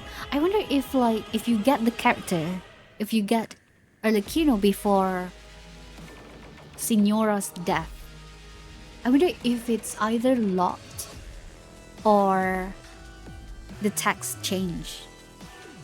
Same with Scaramouche. I wonder if we will have like Scaramouche about Scaramouche here. If you haven't done the what is it called? Like the Archon interlude chapter, which is very interesting. And 正直、彼は執行官に向いていないと思う。いつも他人の意図を善意として解釈し、人に利用されることもしばしばだ。無論、添付の際に恵まれているということは確かだし、今なお成長し続けてもいる。彼に対する評価を急ぐ必要はないだろう。Man. Wow. Wow. Finds himself used by them. 私について無論構わない。互いを信頼し続けるための原則に基づいてなるべく包み隠さず話そう。だが覚悟はしておいた方がいい。時に秘密は刃よりも鋭い武器となる。小さな好奇心が災いを招くこともあるのだから。 I know, but I kinda want to know more. I kinda want to know more if it's dangerous. I mean, it might be dangerous for the traveler, but me as a player, no, there's a fourth wall here. I'm good. Great to have some beef with Yulan as well. Yeah, the fact that she steal the, what is it? Is it like a? It's not like a code. It's like something for the Sritsa, right? The thing she wore. That fluffy thing. Ah, I love how it implies that the moment the Sritsa disbanded for 2 years, they will straight up murder each other.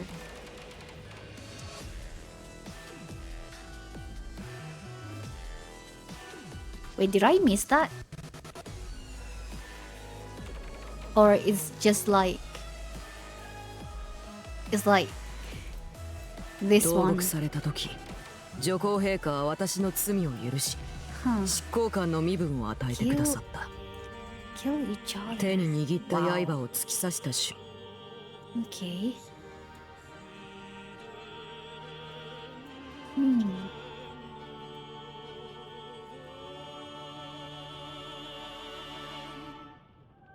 Like she will go in and unalive the doctor. Ah, I see. We'll see about that if it really happens. Oh dear. 手に握った刃を突き刺した瞬間、命の重みはそれぞれ異なるということに気づく。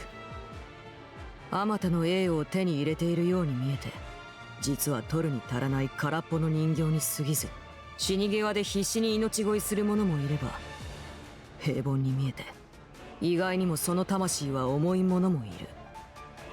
だが死はどんなものをも平等に扱う。残酷に聞こえるか。私はただ事実を話しただけだ。 Yeah. Wow. By the way, guys, can we take a short break? I kinda want to go to the washroom. I've been holding. So yeah, guys, we'll be right back. I'll be right back. And also, it's almost at time. So yeah, I'll be right back.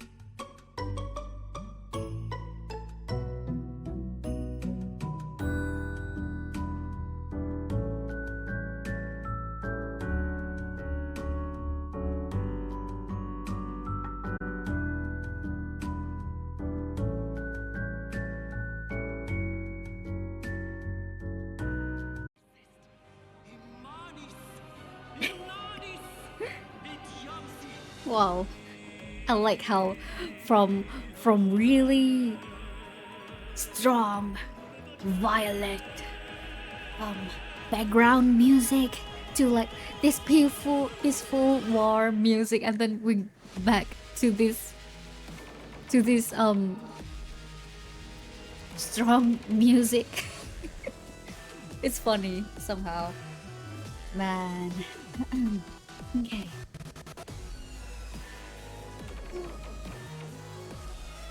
Man, I don't know why it feels like it's been a while since I last stretch. Okay. Alright. Let's continue, shall we? 手に握った刃を突き Let's 刺した hear it 瞬 again. 間、命の重みはそれぞれ異なるということに気づく。あまたの栄を手に入れているように見えて、実は取るに足らない空っぽの人形に過ぎず、死に際で必死に命乞いする者もいれば、平凡に見えて意外にもその魂は重い者もいる。だが死はどんなものをも平等に扱う。残酷に聞こえるか？私はただ事実を話しただけだ。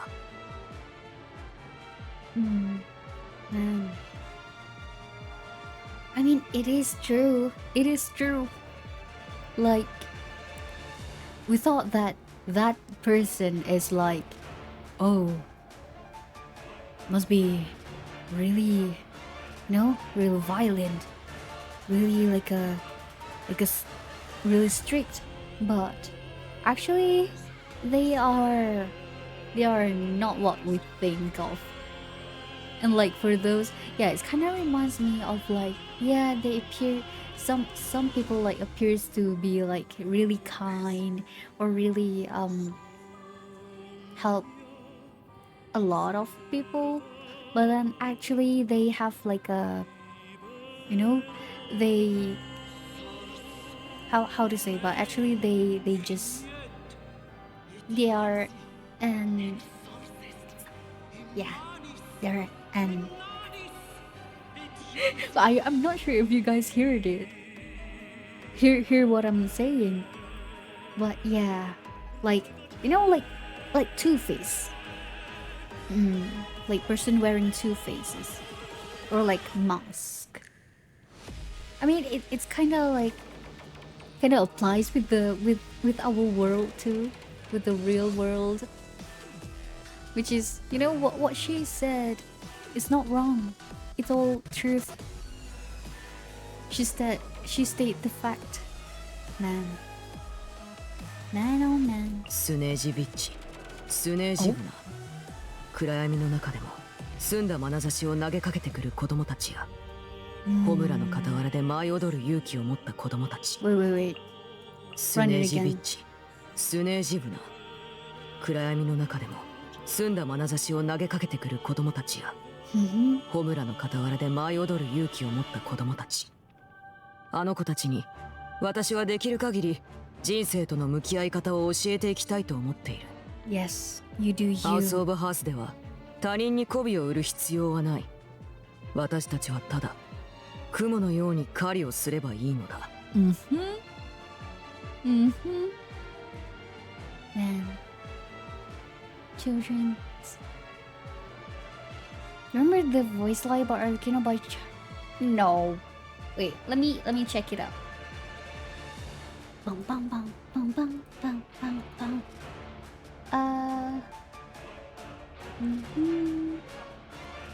Child.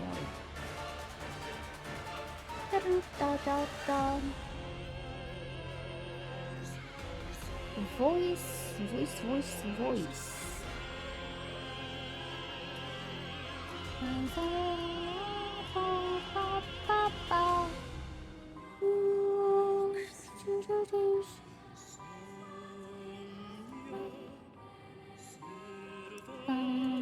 Voice.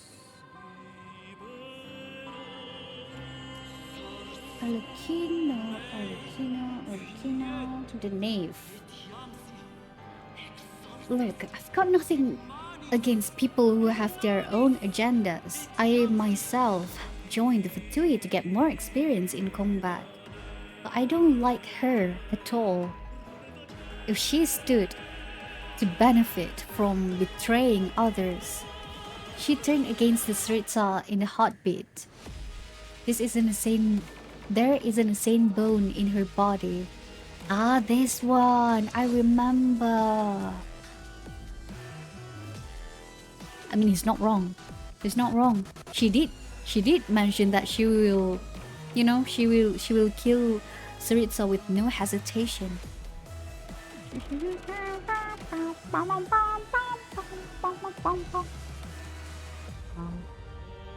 Wow. Wow. 人は出自を選べない。なんとも不公平な世の中だ。だが、かえって公平とも言える。運命に抗う権利は全てのものに与えられているからだ。子供たちを引き取ったのは決して報われるためではない。家を離れたい者は叱るべき代償を払えば新しい人生を追い求めることができる。We learn about it in her story quest. They will. It's interesting how the blood fire can make you to forget certain things, like your past life, which is interesting. 運命とは実に不思議だ。幼い頃から特別な力を操ることができたものでね。お母様はそんな私をひいきした。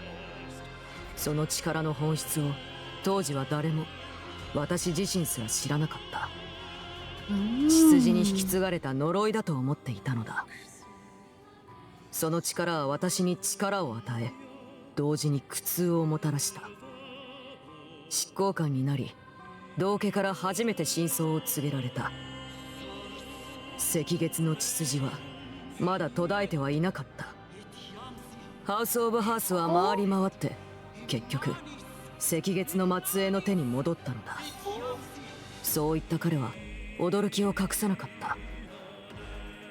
果たして運命は私をどこへ導くのだろうか。その答えはいつか運命が教えてくれるのだろう。だが私の方もそれを切り裂く準備ならばできている。Okay. The Crimson Moon bloodline had not gone extinct, and it's a hereditary curse. And that, in a strange twist of fate, the House of the Hearth had ended up in the hands of an orphan of that lineage once again. So does that mean that it's been third time? Right? The orphan from the Perrin Harry book?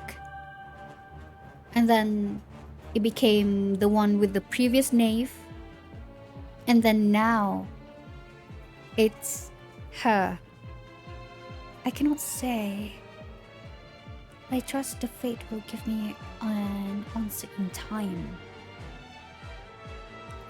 I'm prepared to do things my way, even if that means striking down fate with my own two hands.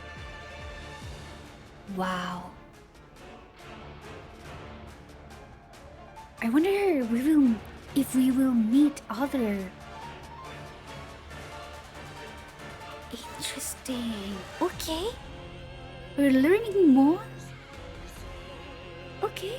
時間があるとき、一人で森に入って昆虫を観察することがある。昆虫たちのやり合いはなかなか興味深いものだ。捕食、競争、協力が絶えず繰り広げられる中で、一見強そうに見える個体が最後まで生き残るとは限らない。ちょっとした油断により命を落とすからだ。そんな場面に立ち会えた時は、死に際にもがく様子をじっくりと脳裏に刻んでおく。敗者たちの結末を胸に焼き付けてきたのと同じようにね。Wow. I mean, I get it that her hobby to watch the insects, like, you know, they hunt and like cooperate and everything, but the death one is I see. I see.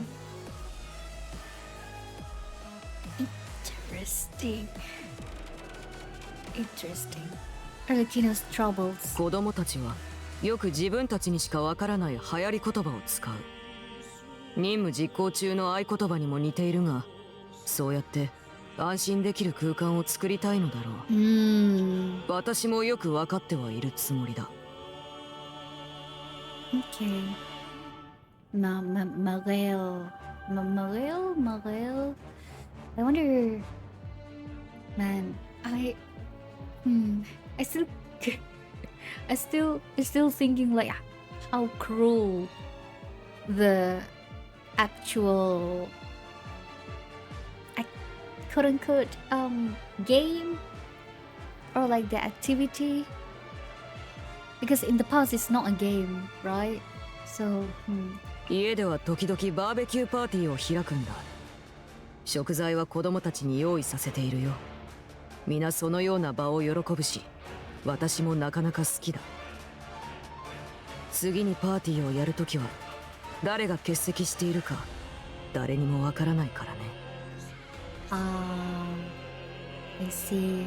Like, it's either that the children's left House of the Heart or like they,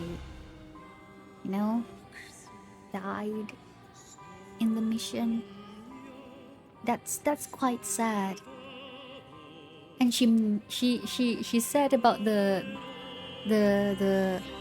barbecue parties in the, what is it? In the version trailers, right? Man, it's quite wholesome, but it's sad at the same time. Least favorite food. 味付けが複雑な食べ物は嗅覚と味覚を鈍くするからあまり好きではないな。食材本来の味を生かすことも食材を尊重することだと言えるだろう。いい腕前だ。ハウス・オブ・ハーツで料理の授業を開いてみる気はないか？ Yes. I would happy to do so. 悪くない。子供たちは好きかもしれないね。Uh-oh. What if you don't like it? What if the food is bad? 気持ちはありがたいが、味に関してはまだまだ改善の余地がありそうだ。I like how her voice have like, this is not quite to my liking. Okay. 歩みを止めるな。力量にとらわれる必要などない。憤怒は衝動を引き起こし、干渉はためらいを生む。常に心の調整を忘れないことだ。The line. Man. 私を厳しすぎると評価する者たちがいるが、私は自身に対しても同じようにしているつもりだ。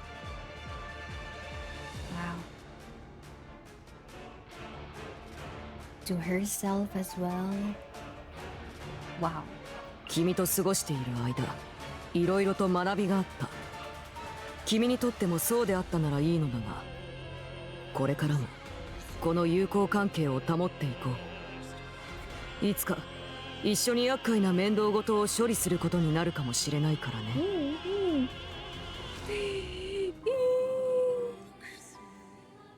Defeat Dottore. I'll be waiting. I'll be waiting for your help. 貫こう。却下する権限。落ちるがいい。ここより昇る月のように永遠なれ。予想外のことというのは楽しいものだ。悪くない収穫だね。この瞬間の喜びを覚えておこう。悪くない攻撃だった。さて、反撃の時間。I remember one of the like I'm not sure if it's a fallen or something. Like when I played as her character, she said something about her child, her children. そろそろ始めようか。下がれ。計画を変更する。暖炉の火が消えた。子供たちの歌声が聞こえる。こんな運命認めはしない。Wow. 凡庸だね。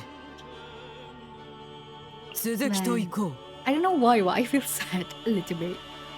安心して任せたまえ。何か手を焼くことでもあったと見える。I hope we will 有意義な unalive 協 it 力関係を築こう。 slowly for all that he has done. Slowly. Slowly.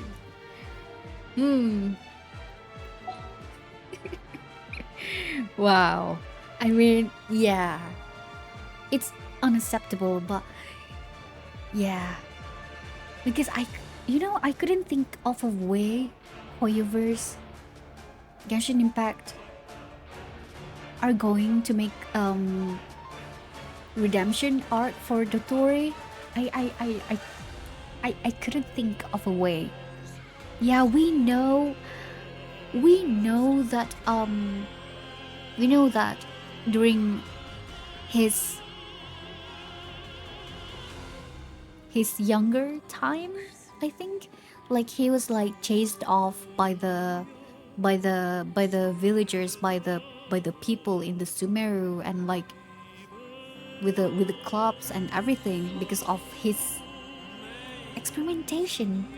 But still, it's still unacceptable.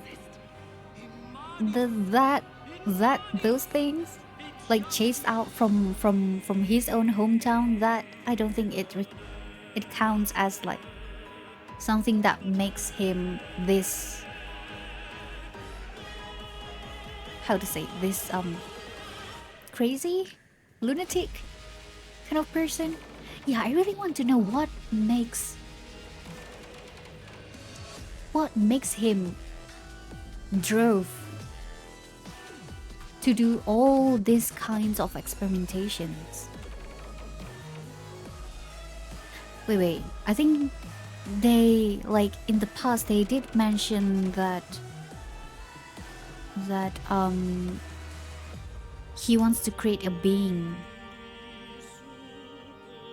that is powerful, right? That's why he's like injected these god remains inside all the children's, like Colette. I don't know if Twitch allowed to use the word. Yeah, I don't know too. Man.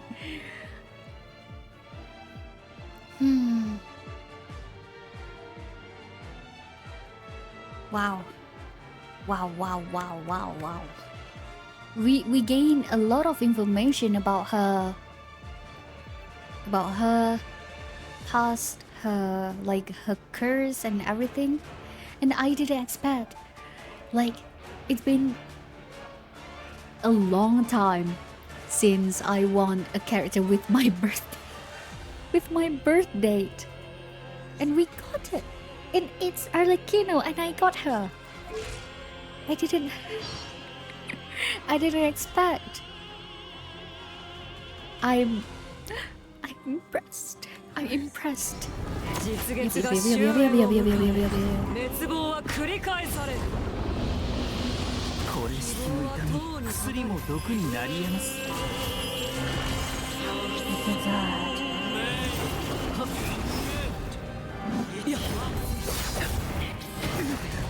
ようやく口に見まし。Stay still. Stay still. Stay still.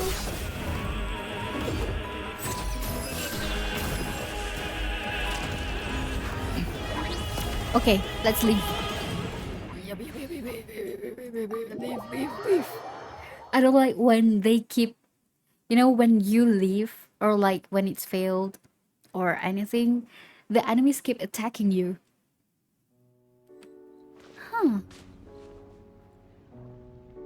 Yeah, I thought this like a title or something. I didn't realize it's a tome. Definitely leaves no room for excuses. All choices must undergo the trial of sharpened blades, naive mistakes, ill-defined betrayals. the courage to bring about better ends. All this must brave a test of strength. The rude awakening you received, the rude awakening you received while facing the crimson moon lingers in you still.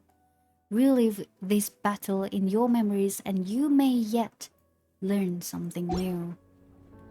Wow.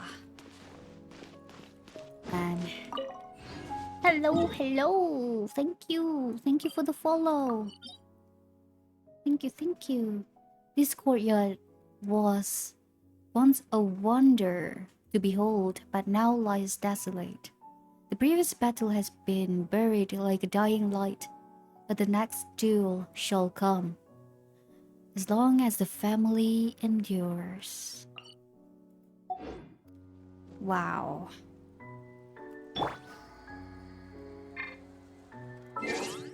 Wow.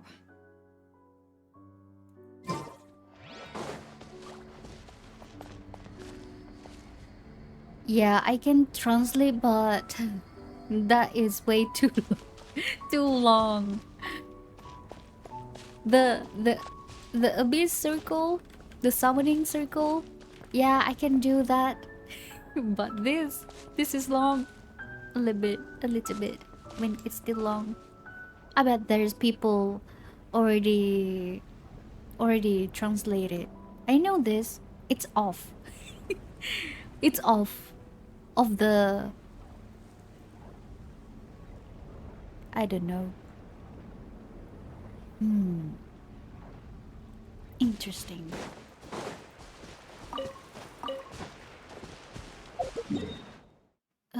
Let me grab the expedition and then maybe we will read the Baron Harry book again.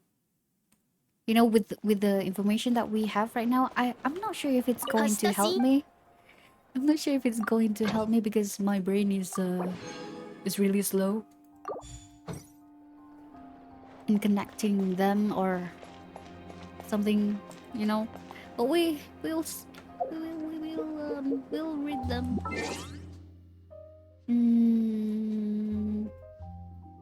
Yes.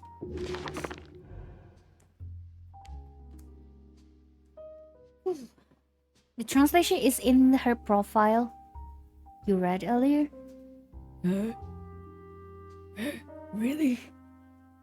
Really?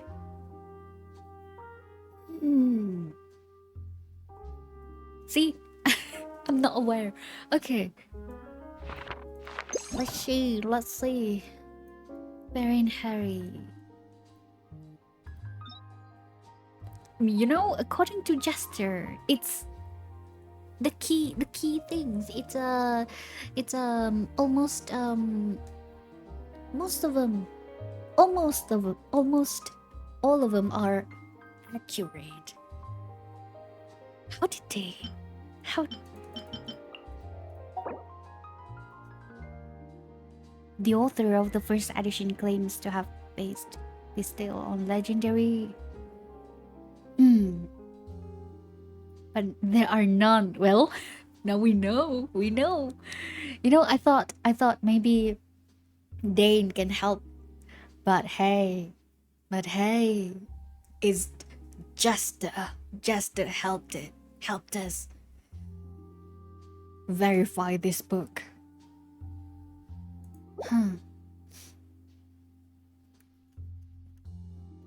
This is a story of very ancient times indeed. It is said that in those days birds had not yet split into domestic and wild kindreds. In those days a crimson moon shone down upon the subterranean realm, and not the dark sun of the later days. So this one is eclipse. Due to the kingdom's unique position, things from outside this world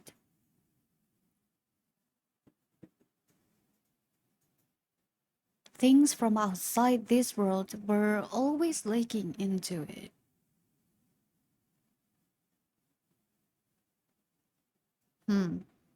Since I bet because it seems like it's underground, right?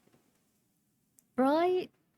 The kingdom's weapon would wipe out the calamity slipping in. But what of all the other objects, such as, say, a child who may have come from some destroyed world? Wait, did I miss this? Interesting. One of the sages spoke thusly to the great ruler. O high lord of the nobles. One of the sages spoke thusly to the great ruler. O high lord of the nobles. A child once told me a tale of another world. Once upon a time, there were sea people who believed that the gods came from the sea.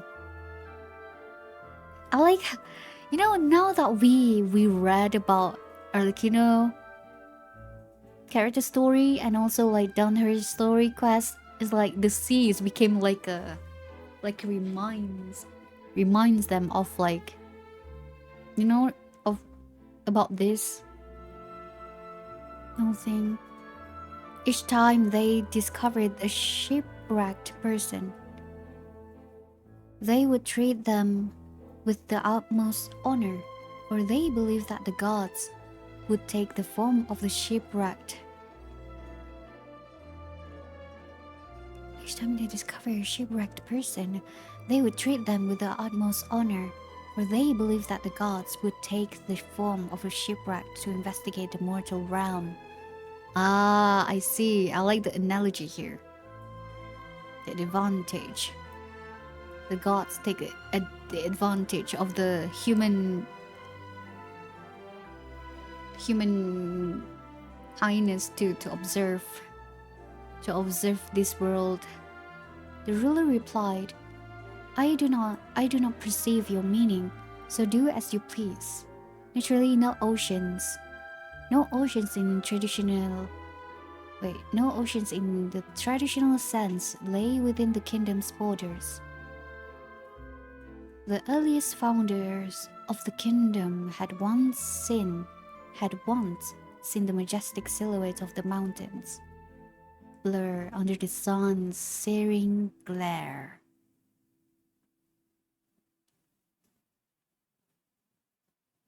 Okay. Wait. So I wonder if like this is still during the Crimson Moon Dynasty period. And the rippling reflection of the moonlight. Wait. The earliest founders of the kingdom had once seen the majestic silhouettes of the mountains blur under the sun's searing glare, and the rippling reflections of the moonlight falling upon the sea's surface. Okay. I don't know why the third time I'm reading this book, it's like I never read the book at all. Like everything that I have in my head, like the first time that I get the meaning of it, it's just like now it's just gone. On the sea surface like scattering petals, but at the time the story took place, only outsiders and those who had left the kingdom on official duties and returned would describe such sights to the ruler. The ocean and the sea were often used as a metaphor for the space projected by the stars. Yep. In anticipation of the arrival at the kingdom of gods.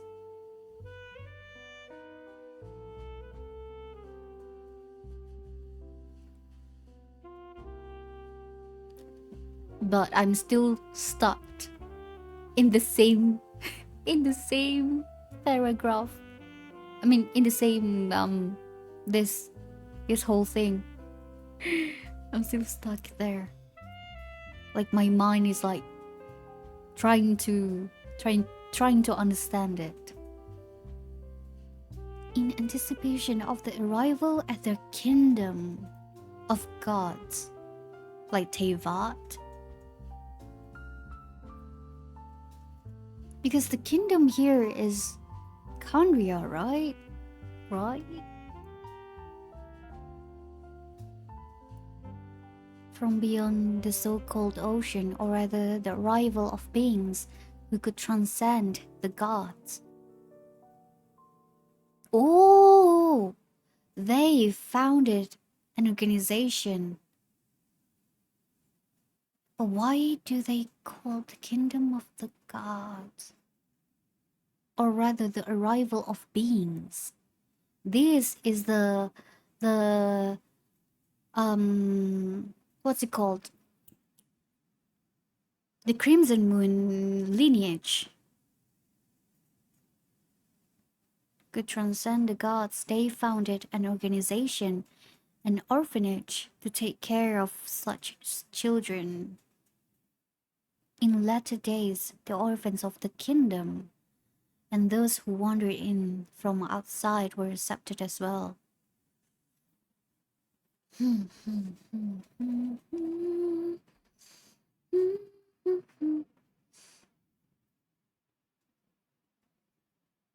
The young Perrin Harry's first memory was that being asked by the grown-ups to crawl through a dark corridor. This passage might have been a chimney for winter fires, for it was filled with coal ash, and there was not a single crack in it through which smoke or light could pass through. As he crawled, he would sometimes stumble in the pitch-black darkness. Fortunately, the corridor appeared designed for the passage for children in the first place, so the falls were not very painful. It also lacked any annoying cobwebs.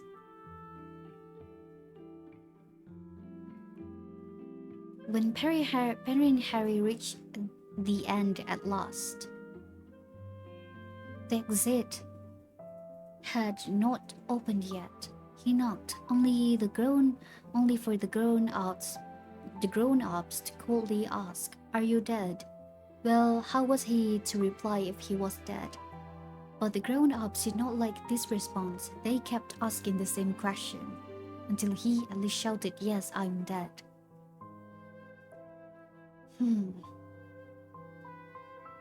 The adults then asked, "Did you see it then?" Yeah, I'm still wondering, like, this part. Perhaps it was a fear brought on by the darkness, combined with hunger and exhaustion. But Perrin Harry did indeed see an illusion, the crimson moon, hanging in the pitch-dark night sky. Suddenly turned around, revealing itself to a titanic, horrified eye. The adults opened the door and embraced the suit-covered Perrin Harry.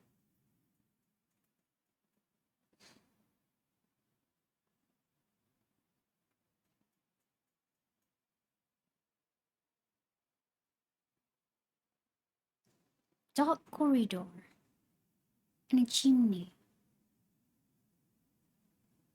Is it like it's a chimney, but then through the chimney there's a dark corridor, and then maybe when you look up you see this crimson moon?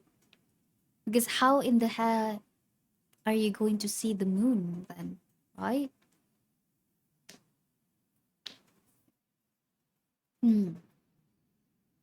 The adults opened the door and embraced the suit-covered Perrin Harry. You have traversed the fire of two worlds within the hearth. Wait. Maybe I'm understanding it wrong. You have traversed the fire of two worlds within the hearth. And here you are reborn.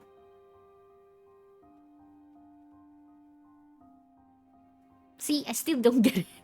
I still don't get it.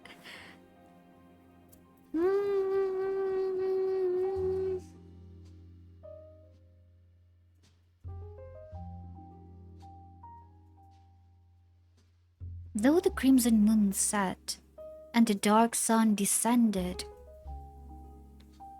into yet darker dusk. That transcendental person from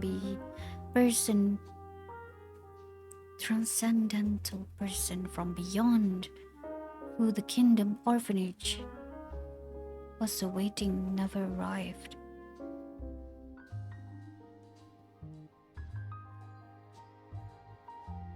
Though the crimson moon set, the dark sun descended into yet darker dusk. So what I'm getting here is like, during the Crimson Moon Dynasty, the eclipse happened. Makes it even more, the atmosphere become more eerie and dark. That transcendental person from beyond,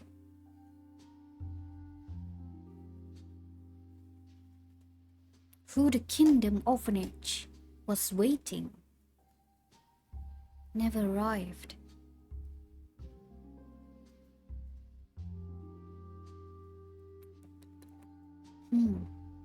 Wait a second.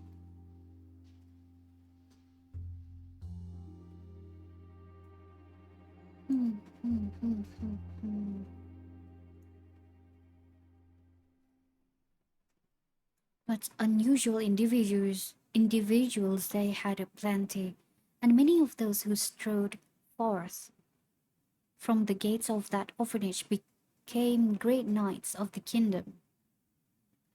Oh, yeah.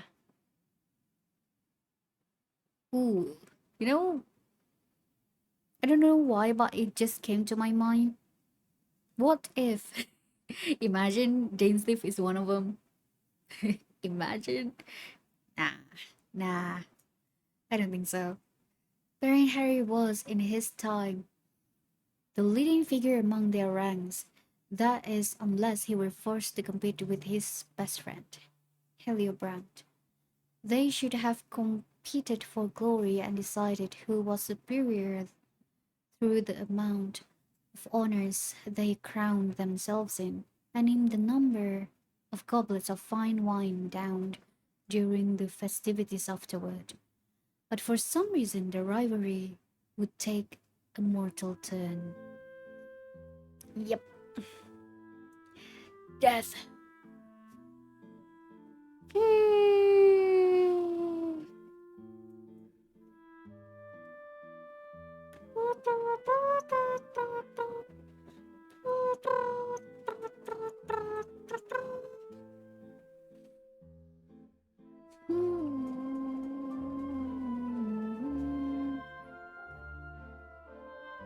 arrival.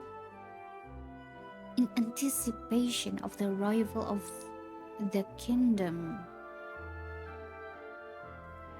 Of the arrival at their kingdom of gods from beyond the so-called ocean.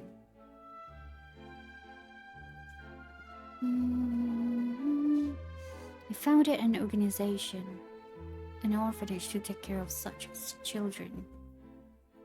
In later days, the orphans of the kingdom and those who wandered in from outside accepted as well. Yes. Okay.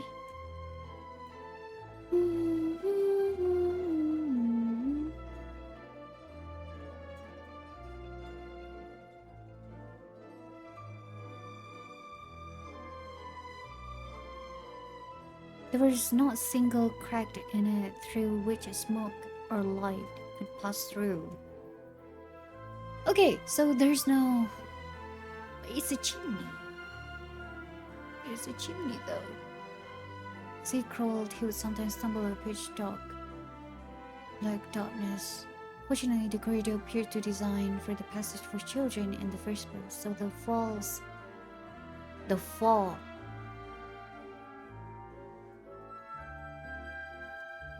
Wait. Is the passage?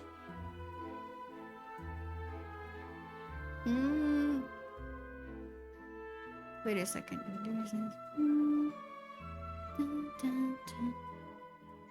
The corridor appeared to design for the passage for children in the first place, so the falls were not very painful. It also lacked any annoying cobwebs. I'm still I'm wondering if the passage is horizontal or vertical. I mean, if it's a chimney, then it's vertical, right? Like upwards.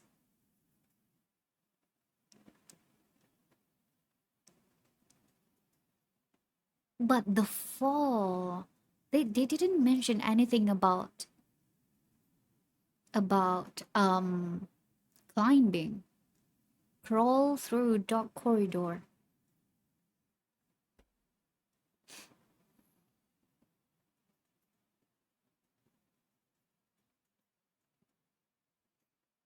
Hmm. Okay. I think that is what I'm most confused about. Oh God. I know it's just, you know, a small thing, but I couldn't I couldn't get it out of my head. Okay. Okay. Hmm. As he crawled, he would sometimes stumble in the pitch black darkness.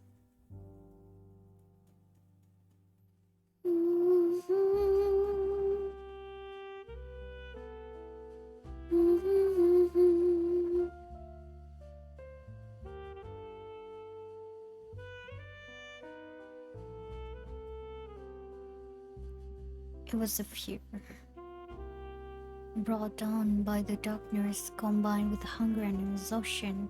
But Mary Harry did indeed see an illusion. The crimson moon hanging high in the pitch dark night sky suddenly turned around, revealing itself to be a titanic horrified eye. Open the door and embrace the suit cover. You have traversed the fire.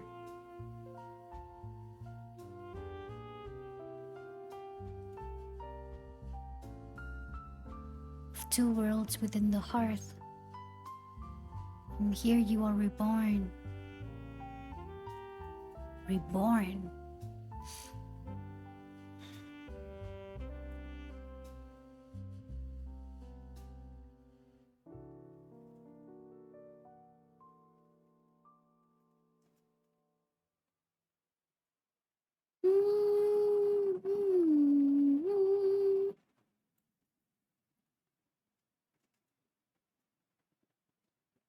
There were sea people who believed that the gods came from the sea.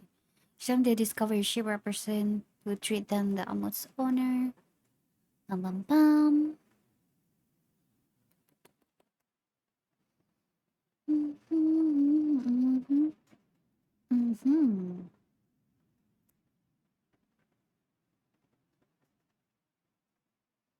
At their kingdom of gods. I don't get it. At their kingdom of gods? Kingdom of gods? In anticipation of the arrival at the kingdom of gods. But the but the but the kingdom is con. Ah, ah, huh. Kingdom of gods is the old Conria. Oh, it's a ritual. Ah, I see. So the whole thing, like going through the chimney, through the dark passage, is a ritual. Oh, makes sense now. Hmm.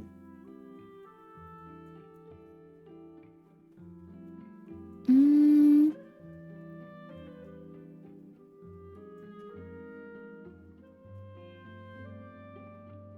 No oceans in the traditional sense lay within the kingdom borders.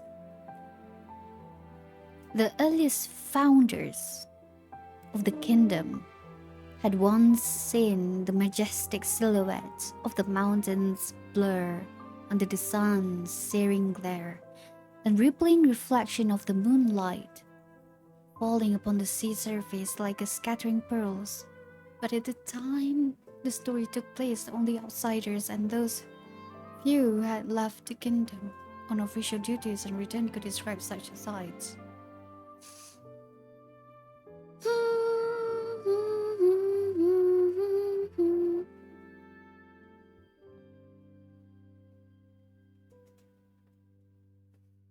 Anticipation of the arrival at the kingdom of gods from beyond the so-called ocean.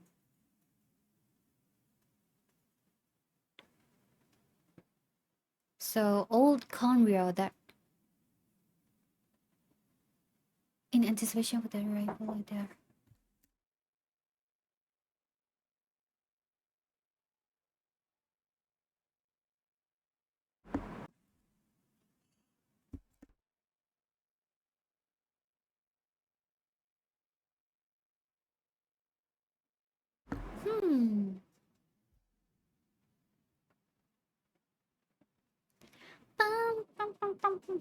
Anticipation of the arrival at the kingdom of gods from beyond the so-called ocean, or rather, the arrival of beings who could transcend the gods.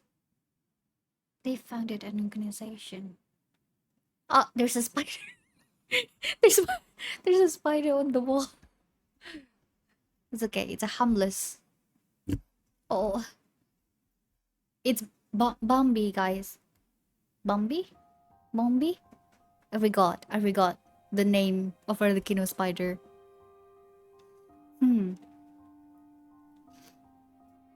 My belief is that the old Conria, they did believe in gods.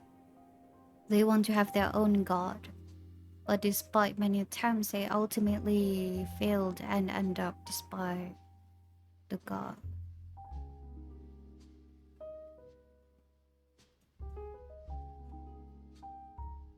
They ultimately failed and end up hating the god until it started using the Baleman fire.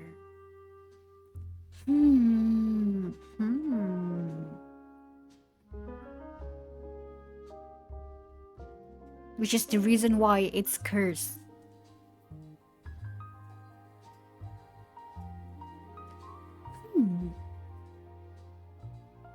Interesting.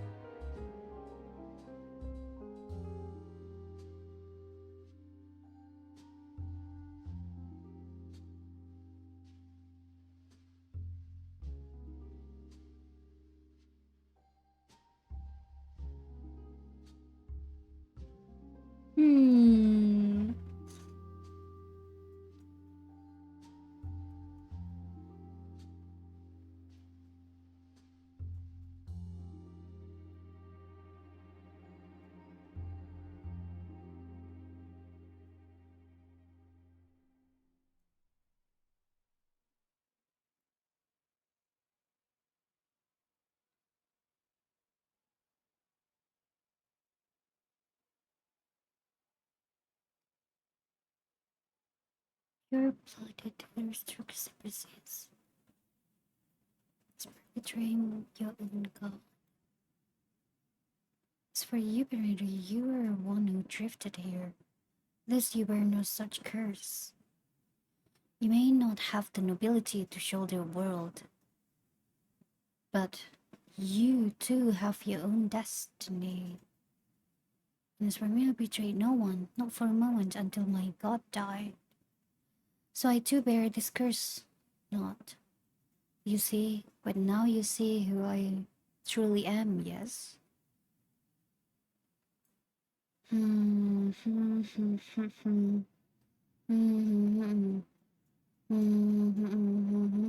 This time for this first time. And when he glanced back at Angelica, he saw that she was neither beautiful woman from Liyue nor a wicked witch. I am freedom. The witch has broken free of fate.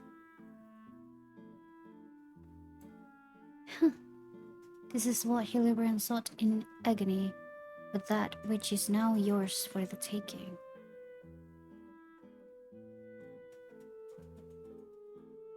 There was nothing before Baron Harry, only vast empty land.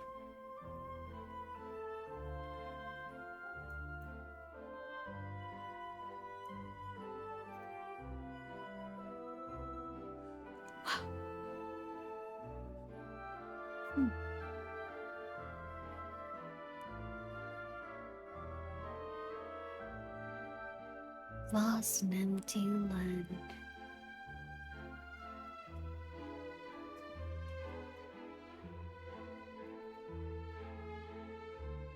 So it's like, is it like everything's like illusion?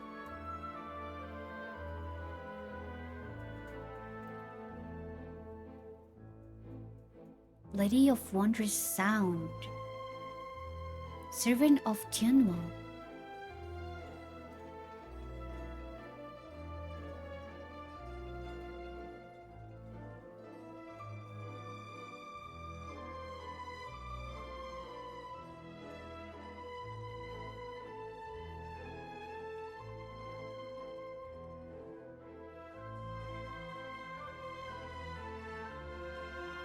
Ooh. My brain is not braining. I'm sorry to have disappointed you guys.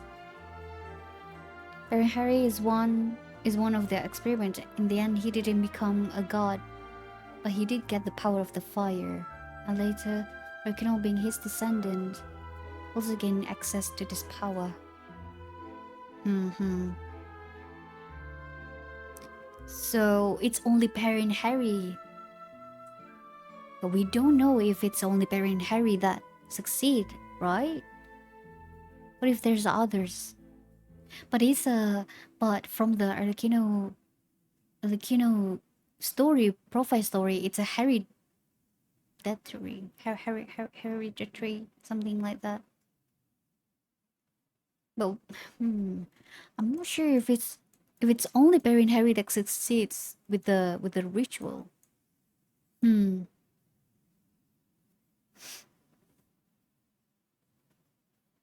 They mentioned it happens again. Yeah, that one I get it. Bum, bum.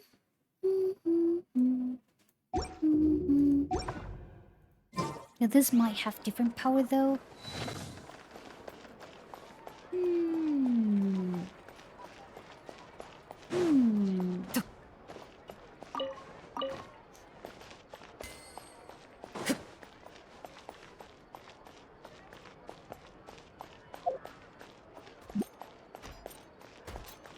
Is the fire power is the power from beyond this world.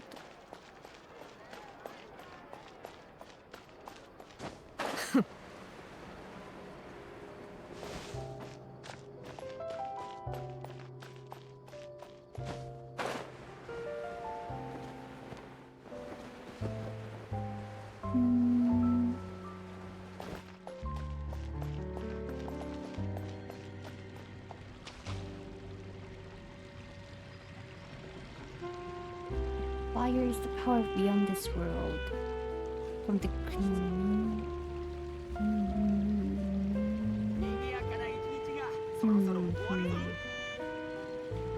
私に報告か My understanding is that like 聞こ he gets the power because that time is the Crimson Moon dynasty.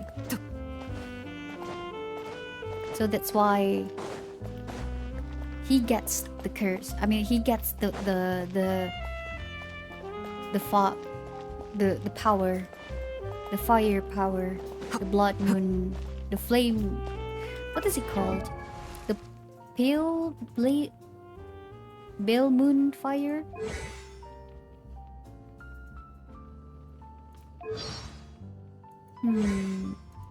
Where is it? Belmoon Bloodfire. Yeah. Belmoon Bloodfire. Which is interesting. Very interesting.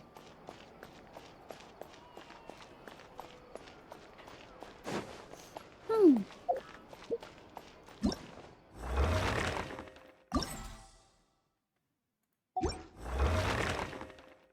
Hmm.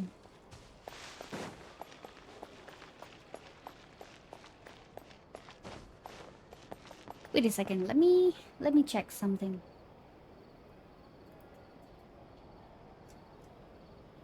Oh shoot. I forgot. I have this. Okay. Oh god. I completely forgot. A weapon. Okay.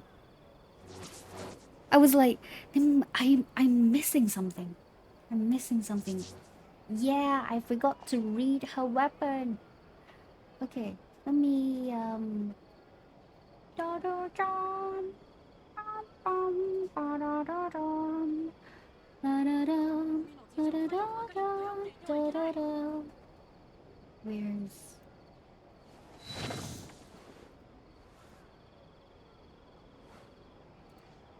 the dang?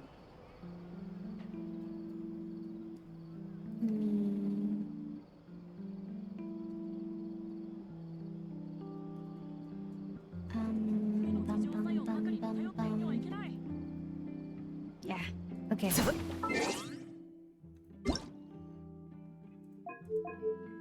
I completely forgot about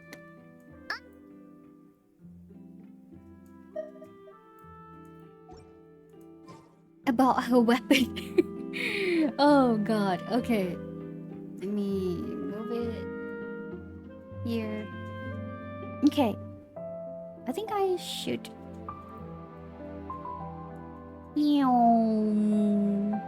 Yes. Okay. Right here. Mm-hmm.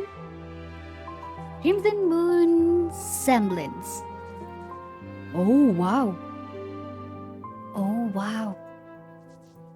I kind of like this one more. Because this whole thing is just like the red, like the crimson. Okay. A keen edge weapon, lusted dazzling as a crimson moon.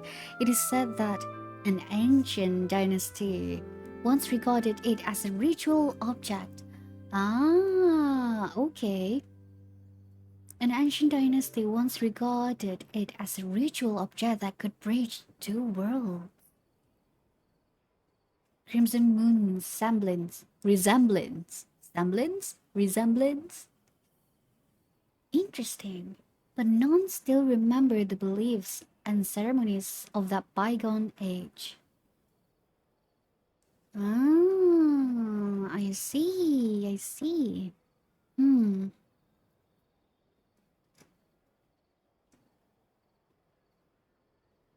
Anyway, it's in the mask of the Red Death. Okay. O High Lord of the nobles of Conria, the crimson red moon has long since fallen into the abyssal firmament, and the blindness of your blood has ended your line.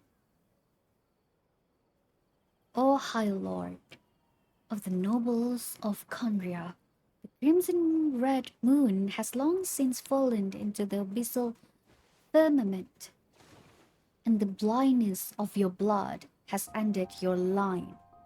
O benevolent Lord, who leadeth us, should you still pity the children of humanity, then drink deep the wine in this cup.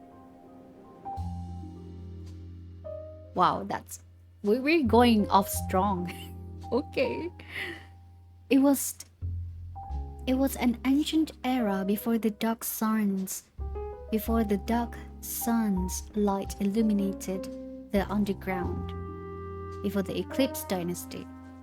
and an ancient and glorious clan still ruled that vast kingdom. The dogmatic priest convinced the muddle-minded king upon the throne that the remnants of the crimson dogmatic priest convinced the muddle-minded king upon the throne that the remnants of the crimson moon in the sky ruled all. Oh. For it is the color of the moonlight that flows beneath beneath mortal flesh. The crimson, the blood, and the darkness hidden within the bottom of the abyss shall too emerge from the crimson moon.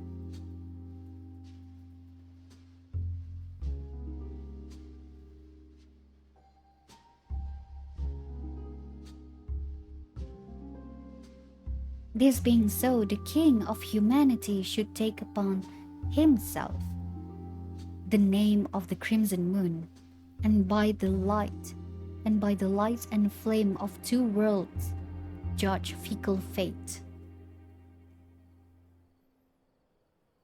The king of humanity should take upon himself the name of the crimson moon, and by the light and flame of two worlds judge fickle fate. Thus they yearn for transcendent individuals to build countless glorious towers. Oh, they yearn for transcendent individuals. You know what? In the meantime,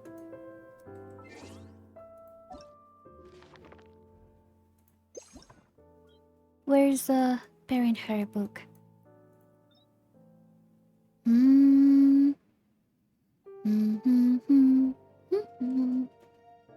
Okay.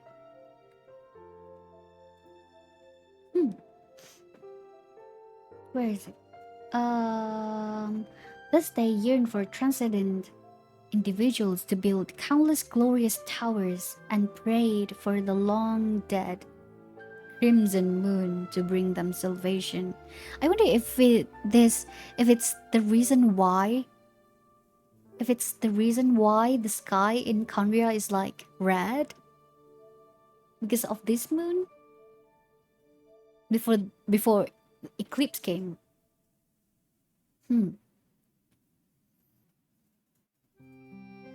To bring them salvation, until the astrologists, branded as heretics, glimpsed in the inverted image of the false sky the origin of all the world's fate. As heretics, glimpsed in the inverted image of the false sky. Inverted image. That's interesting. The origin of all the world's fate, until the unquenchable flames of doubt and fury blazed across the dreamless realm like wildfire, finally burning to the moonlight-hued palace itself.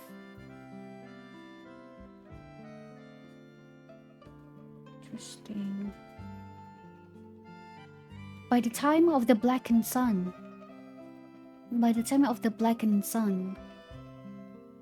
the name of the crimson moon had long faded along with the crimson that had flowed. Oh!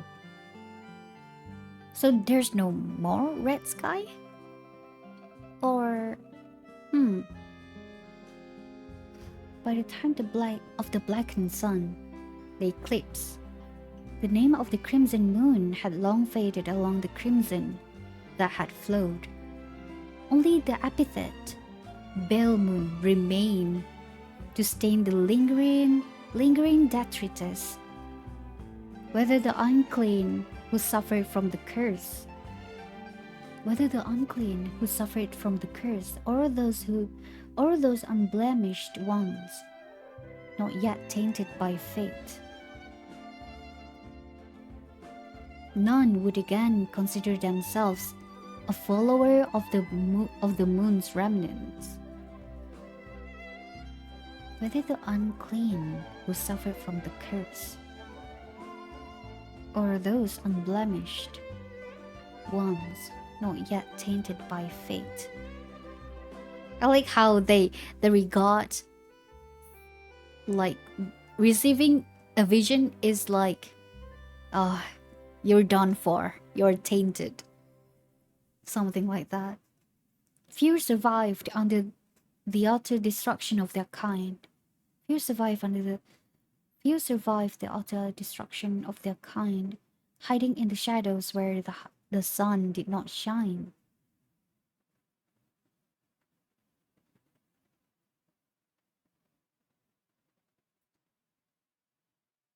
Longing for the crimson moon to decree the desire for vengeance be repaid. Oh, I like the resemblance here.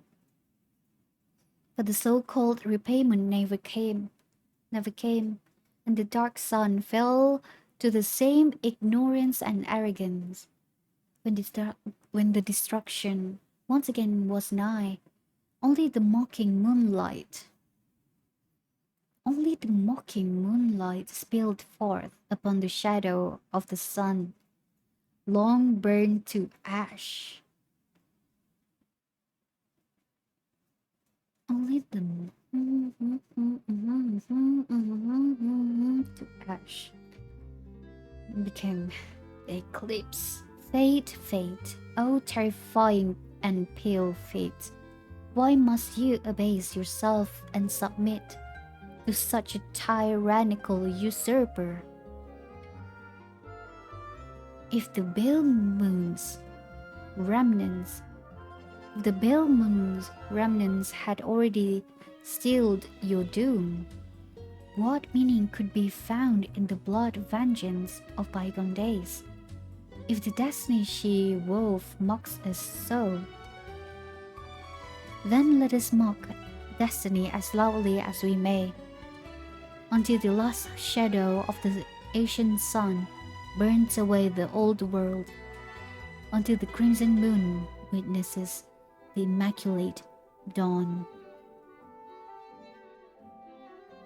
Wow.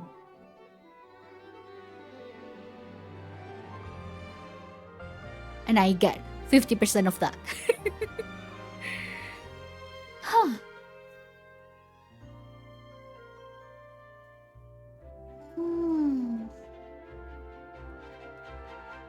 Interesting.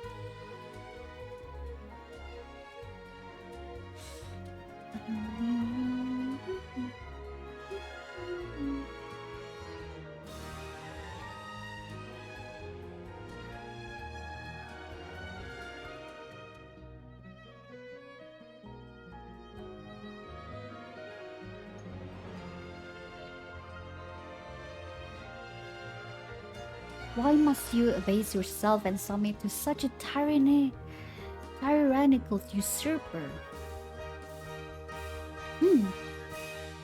If the pale moon's remnants had already sealed your doom, what meaning could be found in the blood vengeance of bygone days? If the destiny she wove mock us so, destiny she wove.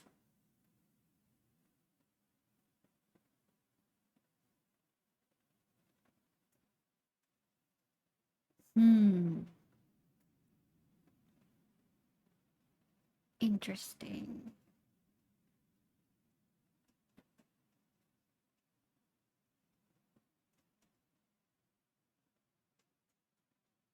I don't know why in my mind I was like thinking about the three moon sisters. I don't know why.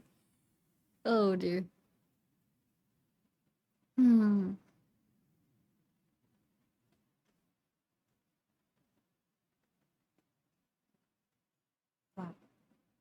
I like it. I like it. Even though I don't even though I don't really get the 100% of it. It's oh.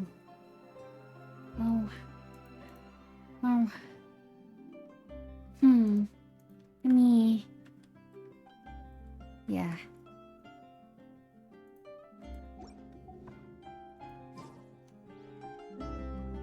Huh.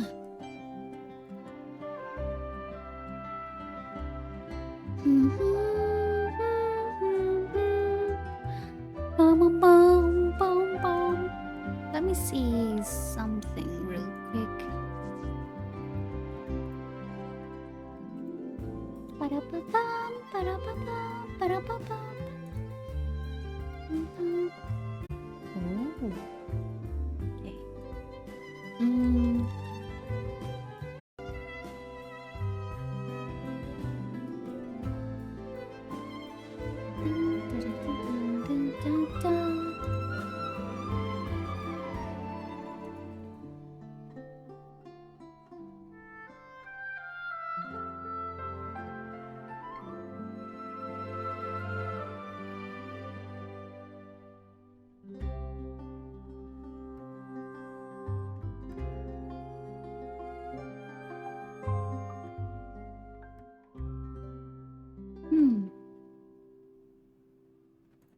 Okay.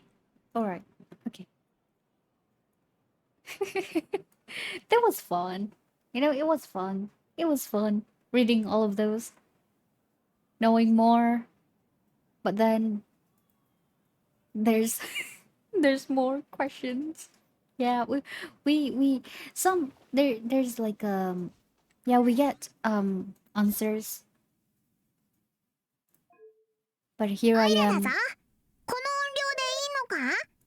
ちゃんと聞こえるよな。But here I am. Still like a bit clueless. I don't even know what questions. I don't even know what questions I have in my mind. I couldn't put it into words.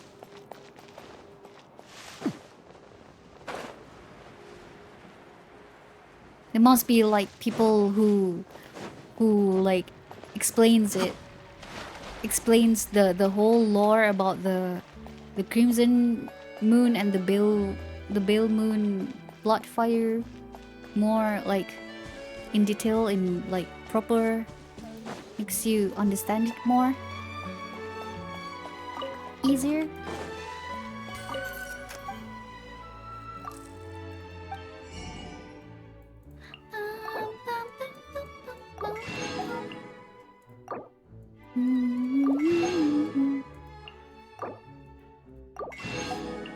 Man, wow, wow, wow, wow, wee.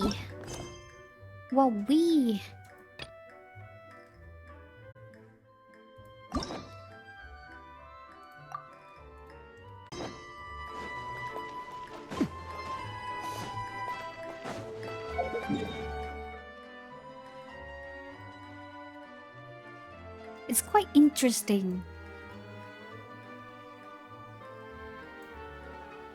how, like, you know, that Parent Harry book. I wonder if like the second volume is also accurate.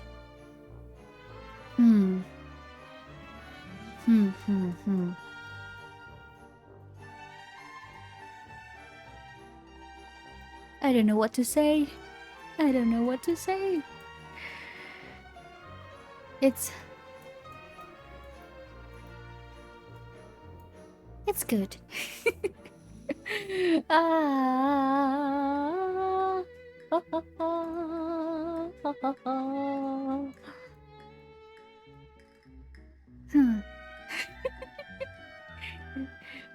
Oh dear. I don't know why, but now I'm totally feels like my brain dead right now.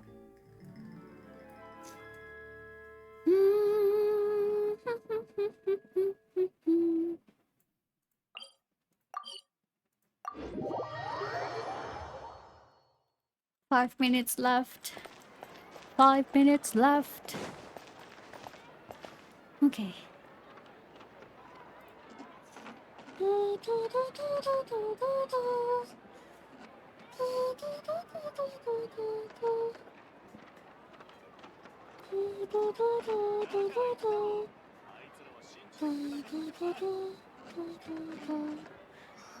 子供たちは今頃どうしているだろうか。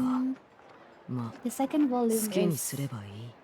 oh wait. 次はあの子たちと金庫 Second volume is also accurate. We just don't have the in-game info to figure it out yet. I feel like it's like an illusion.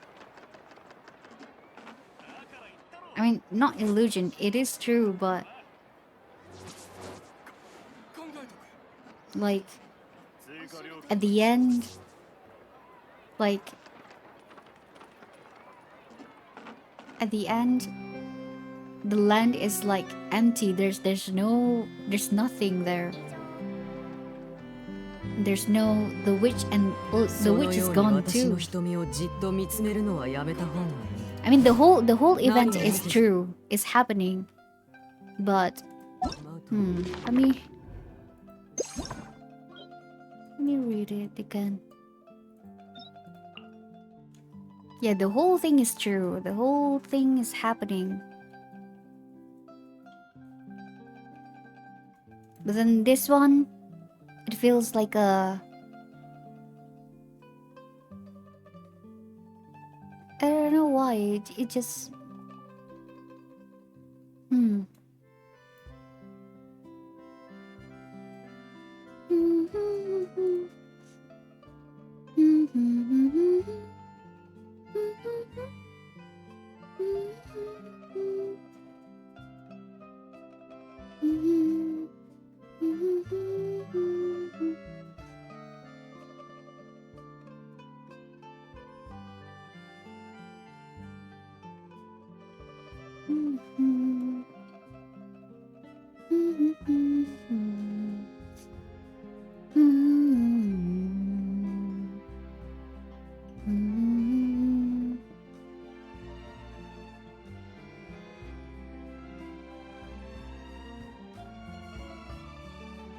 Imagine if this Angelica is one of the Hexen Circle.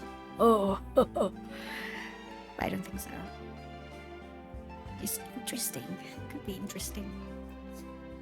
Simply implies by the end, Baron Harry who is from Conria ends up in Teyvat. Oh, I thought it's the other way around. I mean, like, I thought that, you know, the fight happens in Conria.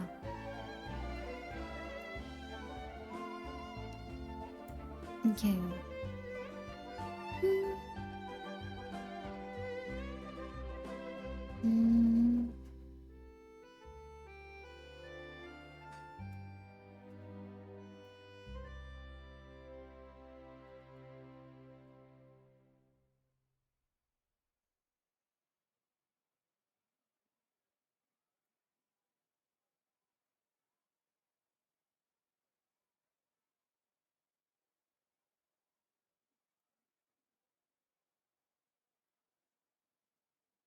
Ah, in the midst of the most merciless of pursuits, the three left the kingdom borders.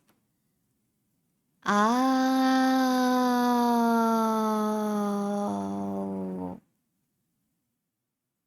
Oh. Oh. Having fallen head over heels. Rose of love. Did I forgot about it? Came to what was an all too reasonable conclusion for himself. People might call him a traitor or believe him mad. But even so, he had no wish to hurt Baron Harry. As for Baron Harry, he believed that his best friend madness could be cured if only he could kill Angelica. In the midst of the most merciless pursuits, the three left the kingdom's borders. At the very moment Hillebrand clutched his face, and the words escaping his mouth gradually grew more like howling of wild beast. He transformed, right? He transformed. celebrates the descendant of those who forsook their god and came to the kingdom. Yep. That's why he transformed into the. I wonder if it transformed into the hilichurls. But howling is more like the wolf, no? But the wolf is a product of Kemia. This is why the kingdom's obstinate, pure-blooded surrogacy persists. This is the price of betraying your own god. As for you, Barry, you are the one who drifted there. Thus you bear no such curse. Makes sense now. I don't know why I didn't get that earlier. Huh. Thank you for pointing it out. You may not have the nobility to shoulder a world. You do have your own destiny. And as for me, I betrayed no one, not for a moment, until my god died. So I too bear this curse not. But you now see who I truly am, yes? The sun rose over the horizon at the moment. Barry Harry's blade slipped from his fingers, exhausted from the night-long battle, covering his forehead with the back of his hand. Look upon the sun for the first time. And when he glanced back at Angelica, he saw that she was neither beautiful woman from Liyue nor a wicked witch. I am freedom.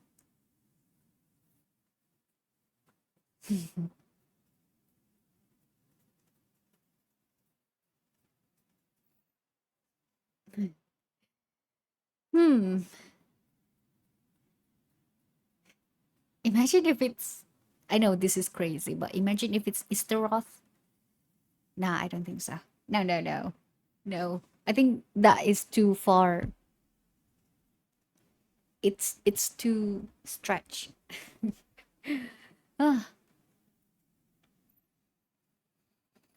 The ancient people of Liyue did not use such names. Now that I consider it, her name may have been Lady Miaoyin. Wondrous sound. Wondrous sound. Sound? I don't know why, but this kind of reminds me of Netherland lore for some reason. But Lady Miaoyin, that is named from Liyue. Da, da, da. Dun, dun. The Black Wolves in first edition.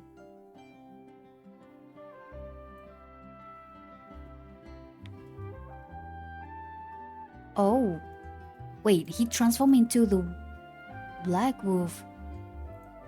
Eh? Wait, note 2. No, okay, it was this one. Alright, okay. Okay, I see. Okay.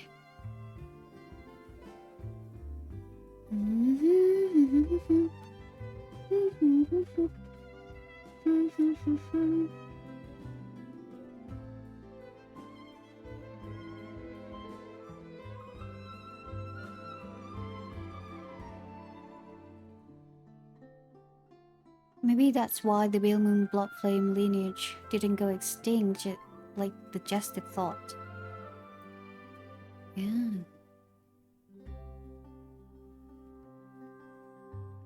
So I wonder if like the Crimson Moon lineage, like if they are immortal.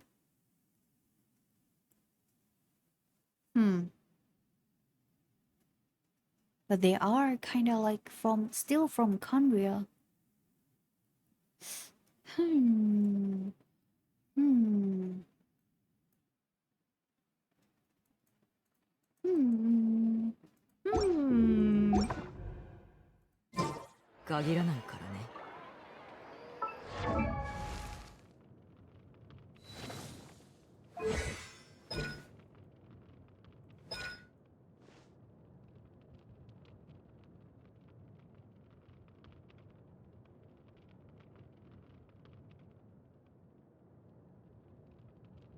Wish flowers.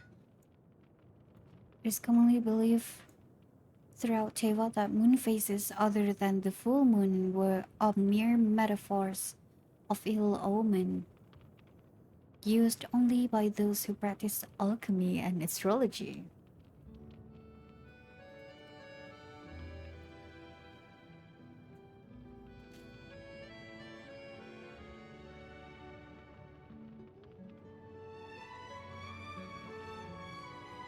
She saw this crimson moon in her dreams many times. Were those portents of disaster? Indeed they were, but the destined catastrophes belonged to those who enraged her.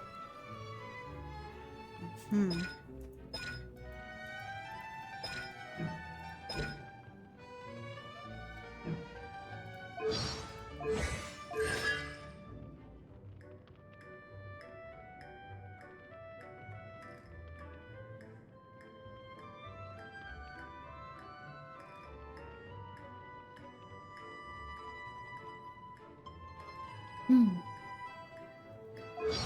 Hello, hello, welcome to the stream.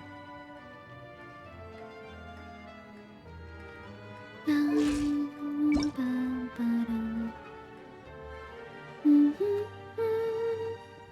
ancient pale moon rises once more from dreams, casting a cold crimson candescence that cocoons her. Oh, cocoons! I like that. Cocoons her completely with this moonlight. As her witness, she shall drink deep of life's chalice until her jade fate comes to an end.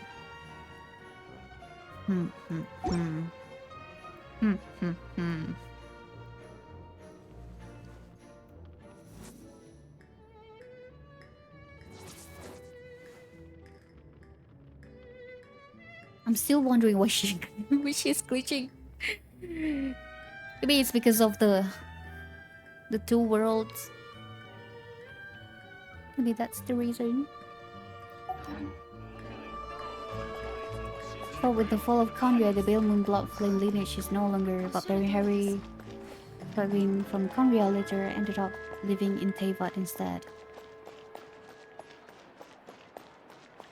True.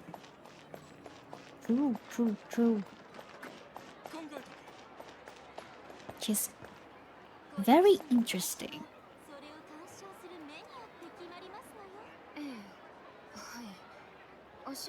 I wonder if they still alive.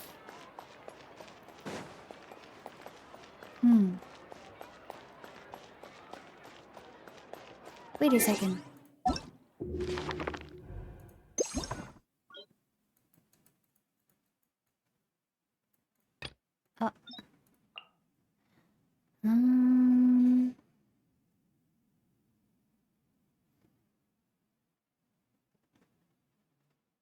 So I'm trying to figure out like the timeline.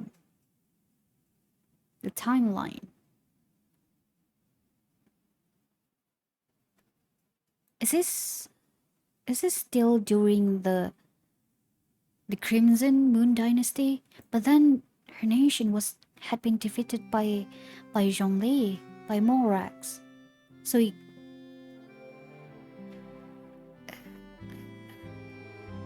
it could be during the Archon War, right? Yeah, because for Eclipse Dynasty, because I don't think it happens 500 years ago.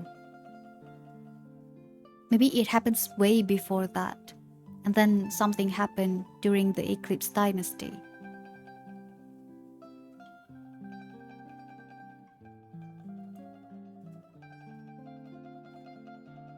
So you feel like, so the Crimson Moon Dynasty. So in the meantime, before Eclipse Dynasty, the eclipse happened, there's an Archon War happening, I think. Because we don't know when the eclipse happened. Yeah, it came after after the Crimson Moon Dynasty, but when exactly? Is it like it must be after the Archon War, right? Because the kingdom is still there, still exists. Yeah. Okay, so this might. So Conria right now, like during this, is still the Crimson Moon Dynasty. Wait.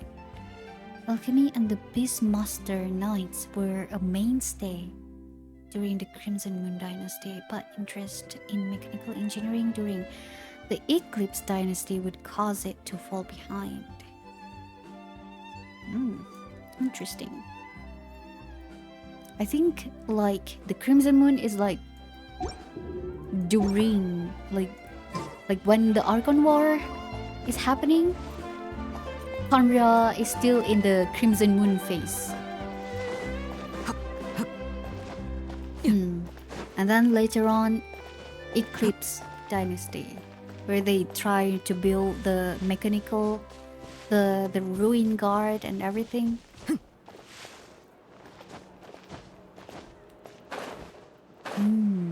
Very interesting. Very interesting. We gain a lot information about Conria, about her, everything. I think the Crimson Moon is during the Archon War and the Eclipse Dynasty is after the Archon War and lasted till the Cataclysm. Yeah, I would think so too. By the way, guys, I would like to know the Imaginarium Theater. There must be like dialogues, right? I feel like I'm going to meet with Lisa.